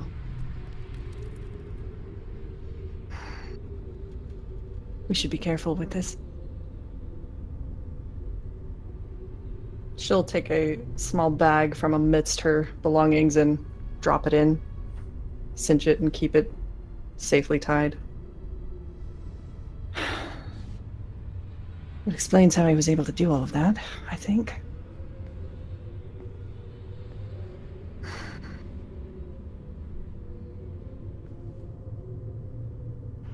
Well, it seems like we have secured what we were looking for here, and we have survived. I don't imagine that we have much more business down here, do we? I'm pretty ready to move on. Yes, let's be on our way. All right. So Before leaving, Gregor wants to look at this kid's robes and just is wondering if they are at all familiar. Not at all. They're probably homemade. Yeah, they don't even look like sort of the adept's robes you would expect from the Bonds Magi. So yeah, rogue mages, fun. So we see most of the group head toward the door, and we see Gregor stop to look over the body one last time, and then join the group. And then our camera moves past the party and winds down the tunnels and out the stairs that we saw at the beginning of the session, and up over a bustling city in a sort of residential neighborhood. The camera rises up, and we see the city sprawl out across a river in one direction and up toward the woods in the other, and it just says Sanctuary at the bottom. And that is where we are going to end our episode tonight. So we have some stuff to do. We have some end of session that we need to do because Dungeon World. So first of all, thanks for playing, guys. That was a lot of fun. Yeah. Yay! That was the best trash fire. And also, what a good fire we were in. I'm very sorry. But what? you know, it was a good acclamation for both Kiana and Adam, who haven't had the displeasure of playing with me before, to know sort of my brand of GMing, which is fuck with you constantly. Such a good time. All right. When you reach the end of a session, choose one of your bonds that you feel is resolved, completely explored, no longer relevant, or otherwise. Ask the player of that character you have a bond with if they agree. If they do, mark XP. Do any of you feel like you resolved a bond? A little early for that, I think. Oh. Well, the only one that I would kind of feel, well, no, I don't know. I was gonna say the Gregor, he owes me for guiding him. I could buy that. What do you think, Greg? You kind of saved my ass at the end there. Yeah, so I don't know. That's kind of what I was thinking. Kind of a back and forth situation. Yeah, on the flip side, because I have mine, Arrow owes me their life, whether they want to admit it or not. And I did save Arrow. And, really kind of, rub that in. So you both just sort of increased the debt. Yeah. Yeah. Fair. Yeah. Dig a little We deeper. went up, yeah. The only thing I can think of for Farron is that she was very much using the song that she wrote about Rydia before she even met her. Yep. So That's that fair. was saying stories of a legendary paladin long before you ever met. Do you feel that that is completely explored and no longer relevant? No, not. I guess not. Okay. Yeah. Still building on that song. Like, Farron's low-key taking notes during the adventures. She walked through fire. Yeah, to add to the song. To the wire. Once bonds have been updated, look at your alignment. If you fulfilled that alignment at least once this session, mark XP. More than once, for dang sure. What's your alignment, Rydia? Good. I endangered myself to protect someone weaker than me. Yeah, you did. So mark an XP for that. And I think I did mine. I'm neutral. Avoid a conflict or diffuse a tense situation. Yeah, I think you did your best. I did my damn best. I'm sorry. So you get to mark XP for that. What about Arrow? Mine is help an animal or spirit of the wild, so I don't think so. I don't think so either. If you want, also, between sessions, you can rewrite your alignment. And there are several other neutral... There are some standard neutral alignment things that anyone can grab on page 33 if you want to look in there. Okay. Cool. Alright, and Gregor. Mine is defend those weaker than me, so I'm kind of thinking back to Smash Shadow when it was attacking Arrow. Yeah, I think you did that a couple times. So I'll say that that makes sense. Okay, did we learn something new and important about the world? I would say so. I have a book that's basically like, these people are kind of assholes. We have a guild guide. Yeah. Okay, so everybody gets to mark XP for that. Okay. Did you overcome a notable monster or enemy? I think so. He lit us on fire. Notable though?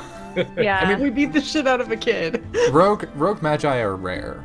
They're not like all over the place running around. Would you lighting shit on consider it fire. notable? Yeah, is that notable in the scope of the worldview then? Yeah, I mean, you could easily use it to get paid, in a couple ways. The church would consider it notable. Okay. Then I would have to say yes. So Big each of you crack. can mark XP If the for church says it's that. notable. Yeah, The church is we'll kind find of out important about these the days. church. And last, did you loot a memorable treasure? Yes, the legendary blade. Yeah. Freaking Death King's scythe or whatever the fuck it was. And Yep. the cool crystal. And yeah, And a and no-stone, yeah. explodey stone. So you get to mark XP for that one as well, which I believe puts Arrow at 8. I'm at 9. You're at 9? Mm-hmm. Woo! Okay, Thanks, so son. keep in mind you will be leveling up next session. Yay! You level up when you hit your current level plus 7 in XP. Mm-hmm. So I'm at Yeah. 7. God damn it. Oh, I just hit that. You guys just damn gotta it. shoot more and do bad. yeah, Shoot more, you'll be fine. You miss roughly 75% of the shots you take anyway. So Or no, I need one more. But you miss 100% of the shots you don't take. Yeah, precisely. All right. And I don't think any knives were forged today, so there's no nothing to give you for that. So I think that wraps us up. Let's do some outros, shall we? Let me see if I remember how to do this, because I have done it precisely once. Okay. Summer, tell us who you are and where people can find you and what you're doing.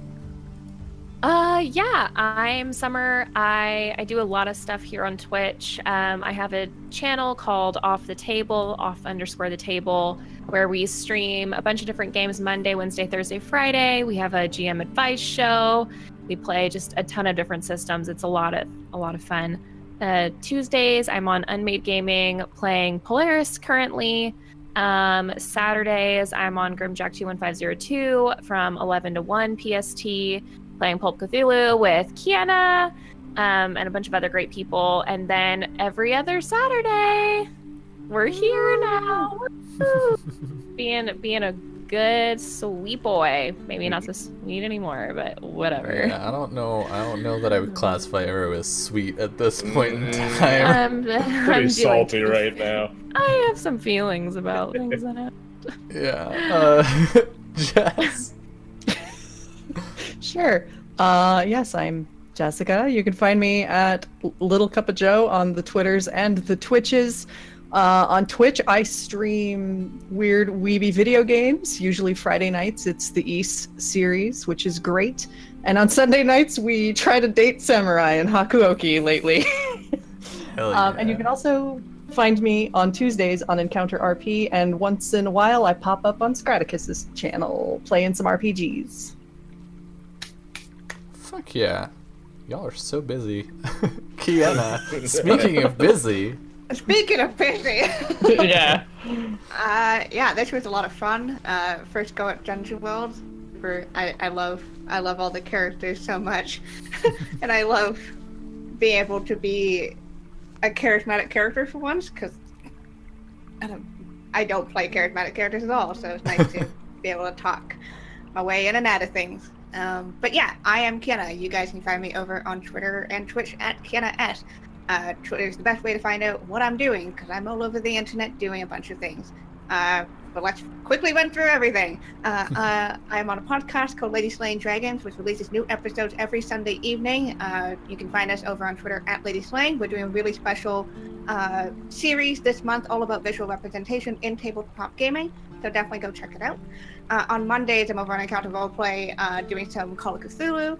On Tuesdays, I'm over on WebDM playing some Spelljammer 5e, fun stuff. On Wednesdays, I'm over on Scraticus's channel where I DM One Shot Wonders, which is my series of one-shots with all sorts of different people in a new setting every month. We're doing the Feywild this month and Dirk Sun next month, so that's really exciting. And on Saturdays, as Summer said, we're on Grimjack 21502 playing some Pulp Cthulhu, which is super fun.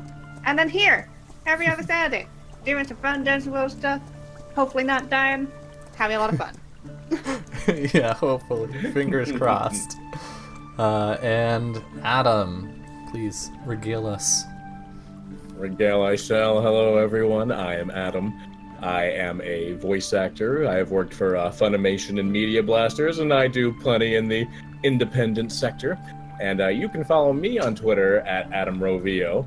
I also have a YouTube channel where I talk about D&D, tabletop games, and I generally focus on the behavioral, social aspects of the game and ways that you can enhance the games by kind of looking into those parts of yourself. And I am also going to be starting streaming on Twitch very shortly, also AdamRovio. And I'm planning on playing a lot of like very creative indie games on there. I've definitely got a special love for that type. Awesome. I real quick, I gotta recommend, if you haven't played it already, Oxenfree is a fantastic game. You should look into that and play that. Good to know. Yeah. And yeah, that's gonna be it for us. From Dust will return in 2 weeks on the if I can do math correctly, the 21st of July at our usual time of 5 p.m. Pacific. In the meantime, we have The League, which is my Dungeons & Dragons Adventurers League game, playing Tomb of Annihilation on Tuesday. Hopefully, fingers crossed, we've been having some schedule problems, but hopefully that'll be that. And then on Wednesday at 5 Pacific, Garden of the Giants returns for more mousy goodness. So if tonight was too stressful for you, and you want something a little more chill, a little more cute, then that is the show. Is it the 28th? It is. 28th. It is, because that's 2 weeks. 1 week would be the 21st. Yeah, so it's the 28th of July is when we're back. I'm just making sure that the players are paying attention. Of course. Definitely do not have Google Calendar up in my other screen right now. You know, and I pulled up the count, whatever. So yes, we will be back on the 28th. On the 21st, I will be streaming regardless. My current plan is to play more video games on the off weeks between this. So on the 21st, I will be back here with more Tomb Raider. So if you've been enjoying that, stop in for that as well.